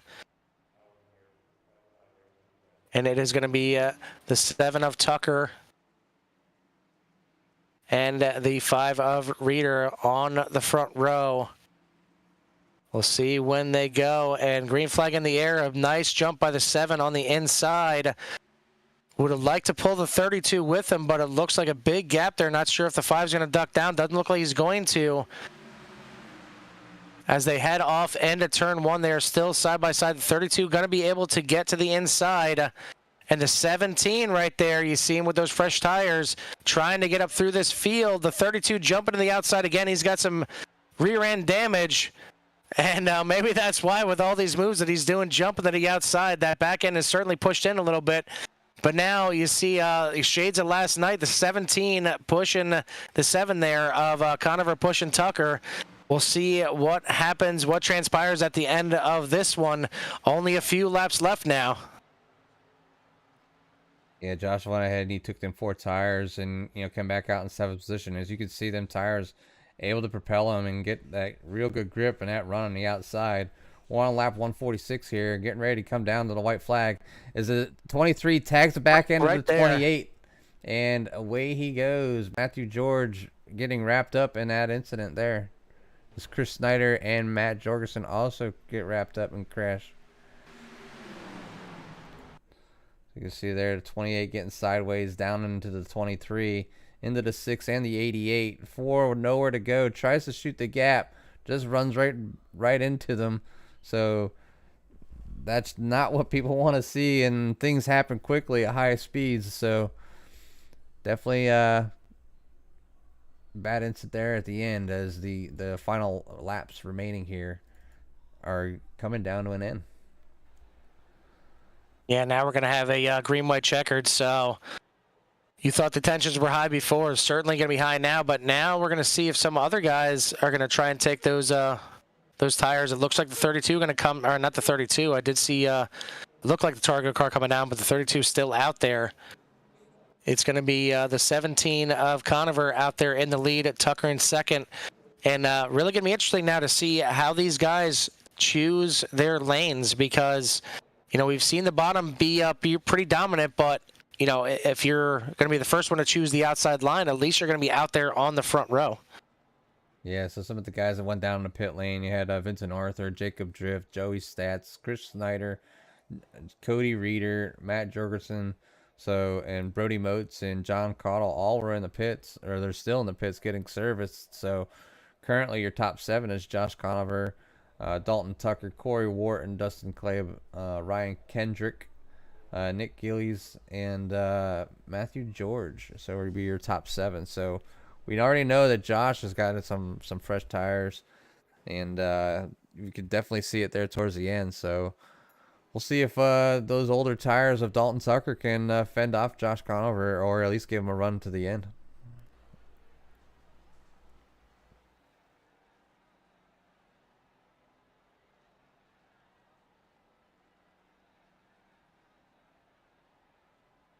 So not surprising here that these guys are starting to mix it up here and starting to get really edgy towards the end of this race. It's going to be interesting to see, if and when these guys can finally finish this thing up. We still learning some of the rules here, so not sure how many green-white checkers these guys got here. So we'll certainly see pretty soon here. But These guys are going to be coming down now, and pace truck lights are out. So it is time to choose your line. It is time to see who's going to be on that front row to try and take this thing to the checkered flag as they come into turn one.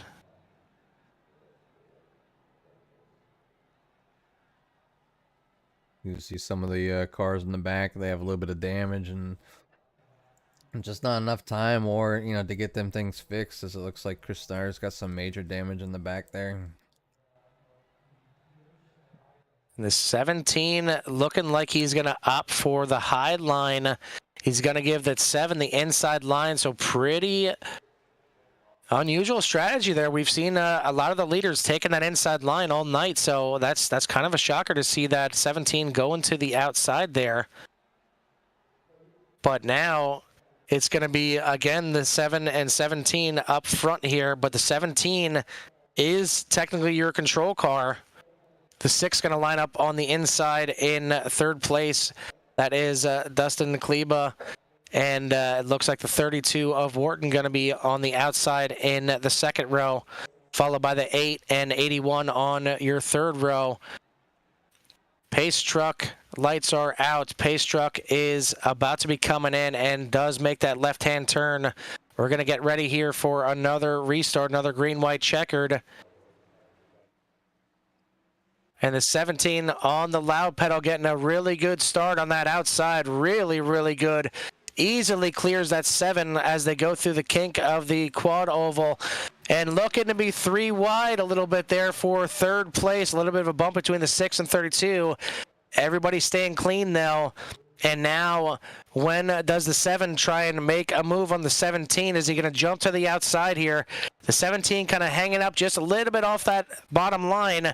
Maybe kind of tempted him to the inside or making him go a long way around the outside, but we have got the front about 7, throw a blanket over him here, coming to the white flag. And certainly dancing around for sure, but white flag is in the air. One more lap here at Atlanta. Next flag is going to end this thing. Conover out front.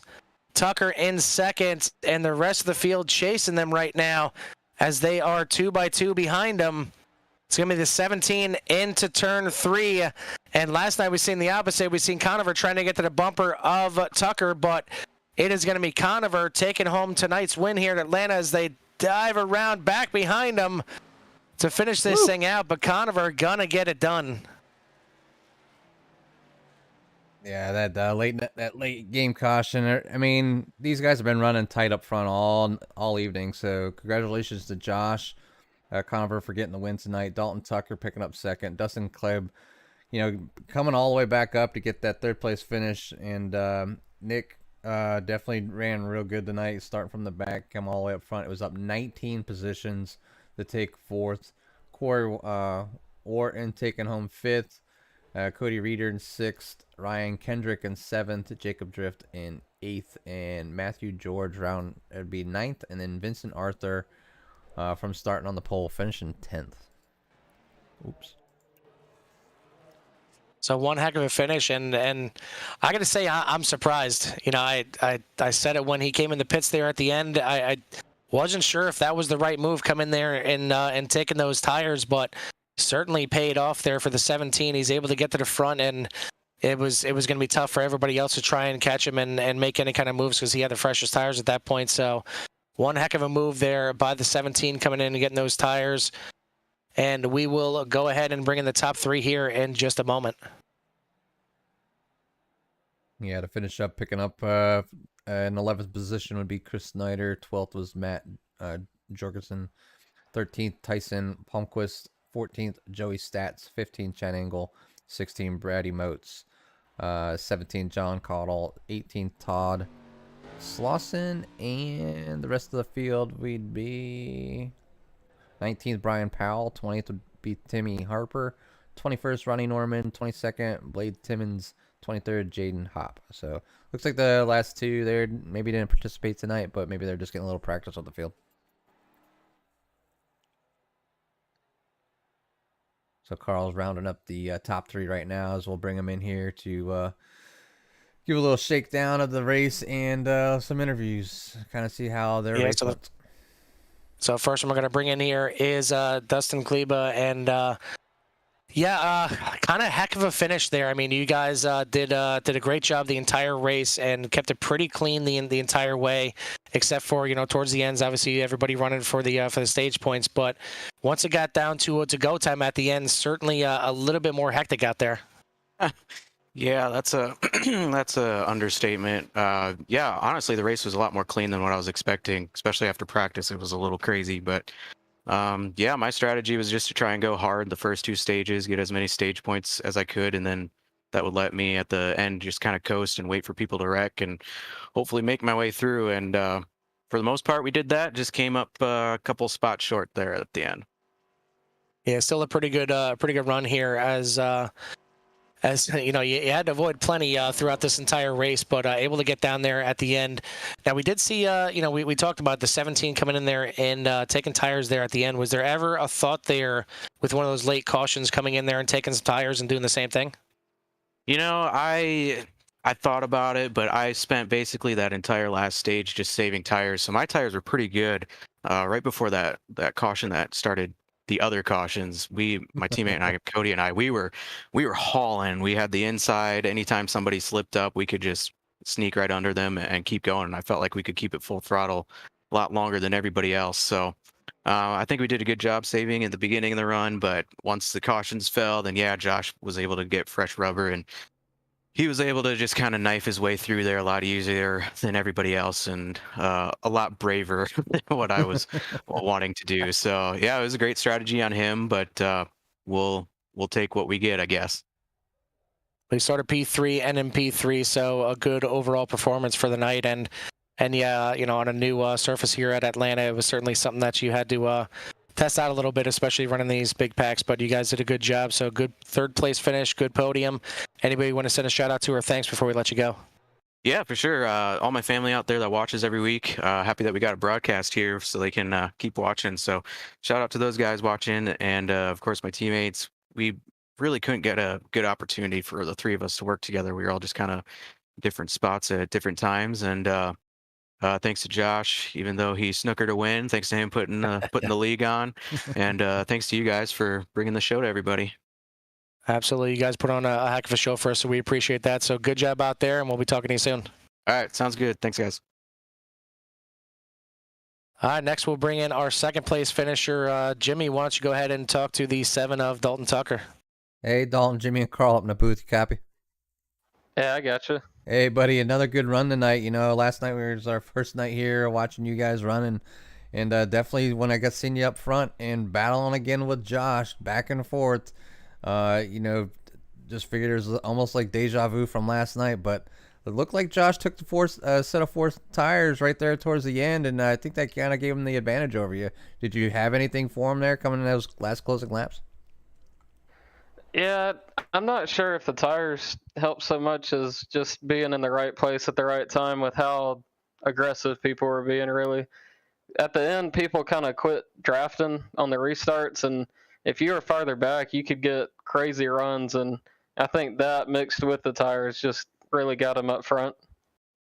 Well, in any case, I mean, you had a great run, and you were able to avoid any of those late cautions there, which kept you up front. So, again, congratulations, and continue to show that you're one of the men to beat out there, and you're always out front. So, and I'm just only been here 2 weeks, so again, congratulations, and I'll give you a little bit of time to give any shout outs that you might have tonight. Yeah, I appreciate it. It's a fun race. Y'all saw last night where I was running for championship points. I beat Josh, who's running for driver points, and it's kind of cool to repay the favor for him and let him get a win. Not necessarily let him get a win, but right. He definitely earned it. But it was nice to push him there. So gotta get a shout out. I was honestly surprised that it went caution free for as long as it did. With the practice, it was just very hairy, but obviously people are driving a lot different in practice. Right. So just shout out to everybody for that. Just a heck of a race. I was skeptical of Atlanta to begin with. I like the old one. I like the multiple lanes, the bumpiness, having to lift, stuff like that. But it was nice to kind of come in and not necessarily have to be on the wheel every single lap. But good race by really everybody. Had some teammates get involved with some wrecks, but overall good race by our team. Definitely got to give a shout out to y'all. The broadcast last night was pretty good. Definitely can't complain about it, especially when you win the race. Right. But y'all did a great job last night, and can't wait to see this one. We appreciate it, buddy. A little more hiccups here tonight with the SDK issues, but either way, I mean, like I said to Dustin, you guys put on a hell of a show on the track, so it makes our job just that much easier. So, good job out there I do tonight. got a question for y'all. Yep, go ahead. How y'all like my picture on there? I was not expect when you talked last night. I was like, he doesn't sound like his picture. Definitely threw me for a loop because I don't know who you are. We did want you to tell your grandfather that we said hi. Right. Yeah. That's what it looks like on there. I put that picture in there, and now I can't figure out how to get it off. But either way, a good finish. Obviously, last night, another good finish here tonight. So, congrats on the second place tonight. We'll be talking to you soon. Thanks, man. All right, that was your second place, Dalton Tucker. Now we bring in the man that just couldn't get it done last night, but certainly had the strategy to get it done tonight. Josh, I got to tell you, I didn't necessarily believe in your strategy coming in there that late, taking those tires, but man, you proved me wrong. I'll be honest. I even told Dalton and then told Dustin right there too. I mainly did it just to get out of their way. You know, I'm not running for points, so I figured let the points guys, you know, have at it and go for it. And then I came out 7th, and then like 2 laps later, I was back fighting with Dalton again. So it worked out, but yeah, definitely didn't plan for it to go that way. Now, we've seen you for most of the race just kind of hanging out like mid-pack. Was that kind of the strategy the whole time, kind of treat this like a super speedway, hang back there and avoid the issues and then kind of find your way towards the front at the end? Yeah, I mean, it kind of like I said last night, like coming in tonight, I had maybe 1 lap, I think earlier today, just setting like admin cameras up and stuff. And obviously I used the practice thing. I turned like 50 laps, but even then I kind of didn't know what to expect. So, you know, I told my guys like from the get-go, like you guys can, if you want stage points like Matt or Vincent, you know, go ahead. I'll try and help you if I can, but I'm probably going to ride, you know, 20th or whatever and just wait till the end. And kind of got lucky, I think, with a couple of the wrecks. The first one was right in front of me, and then I think the next 2 were like right next to me and right in front of me too. So I guess sometimes you got to have some luck to miss them. Yeah, certainly at the end there, it was pretty clean for the most part throughout the race. A couple of the incidents just from guys getting into the wall, maybe just driving a little aggressive or trying to be safe and keep it off everybody else since they knew they're up on the high line.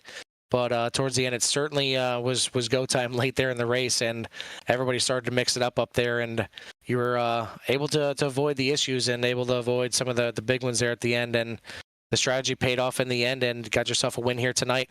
Did you think that you know, Dalton was going to try and you know, maybe get to your back bumper there and repay you a little bit, which, you know, what you couldn't do last night?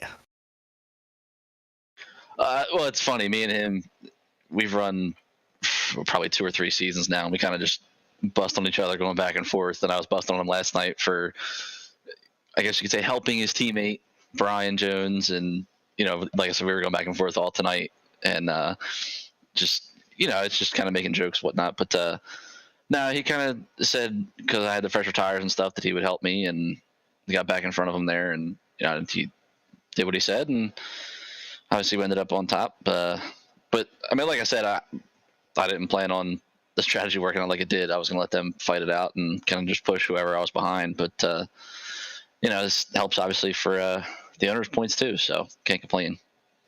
Absolutely. So good job, good finish out here last night and certainly tonight too. So good job. And anybody you want to send a shout out to or thanks before we let you go? Well, like I said last night, you guys for helping us out. I started last night's race and didn't get to finish it yet, so I'll definitely watch that before I come here. But now the guys that showed up, I know it's, you know, kind of a super speedway track now, so I kind of expected a higher count, but this is normally our lower series, but I think we still had like 23 registered, and I think 21 or so took the green, so not a bad night. I didn't think the racing was too bad. I even made a comment, it's got to be a bad race to call because it's kind of boring just driving it. But no, hopefully it was a decent show and a good finish. Oh, absolutely. I mean, you guys were pretty much too wide from the beginning, so it certainly was interesting. I think the only time it was calmed down a little bit was maybe the start of the third stage there, but other than that, it was some action going on somewhere all throughout the track, and it was a good race altogether, and it makes it easier for us. I mean, when you guys put on the great action on the track, it makes it easier to call up here. So, congrats once again on the win, and we'll be talking to you soon. Appreciate it, guys. Thank you. That your winner, Josh Conover, and the 17 machine, and yeah, it's kind of funny. Last night you had a non-points guy win. Tonight you have a non-points guy win, and they're the exact opposite of each other, finishing 1 and 2 here. Kleba doing a good job finishing up there in third. Guileless kind of sneaking up there towards the end there as well, and finishing up there in fourth. Orton hanging out there for a while and finishing in fifth. All those guys doing a great job. So. I mean, I think this was a pretty good success here for the first time for us broadcasting for these guys, and the first time these guys were getting to touch the new surface here at Atlanta. Yeah, these guys definitely did a great job of getting around here on this new surface, as it now poses its new challenges of being slightly smaller than some of the larger super speedways. But as you can tell, it was side-by-side racing the whole thing, and definitely enjoyed watching it. And maybe one day being able to actually put some, my own laps down here in some race, but we'll see how things go. But this is definitely a new Atlanta and a new adventure for anybody that comes here. Speaking of a new adventure, the next couple of races for this series going to be going to New Hampshire next week, and then to Pocono. Obviously, both of those tracks completely different from Atlanta here. Not going to be any kind of super speedway action at either of those. With New Hampshire just being that tight little flat 1 mile oval, certainly going to be interesting to see. Not necessarily your short track guys being the best ones there, but those guys seem to kind of find their way towards the front. So we'll see who runs towards the front of that one here next week for the NORA Grand National Series. Next up for CRN is going to be tomorrow night as we start off with the ECRC, the East Coast Racing. And just like East Coast Racing Circuit as they start their 87 series. Then on Thursday night, back at Core for the Vintage Cup Series. And actually, that's going to be in the off season right now, so they're just going to be doing some testing right now. So off right now on Thursday nights for about 2 weeks before that picks back up. But then back again on Monday for your doubleheader of the IndyCar Series and the NORA Truck Series. But great race here once again by these guys. These guys are certainly showing that they have those high I ratings for a reason. They're certainly a lot of good drivers in this series. So make sure you are liking and subscribing to the videos here so you can check out more action when they're out here. That's going to do it for me, myself, and Jimmy here at Atlanta. We'll see you at the track.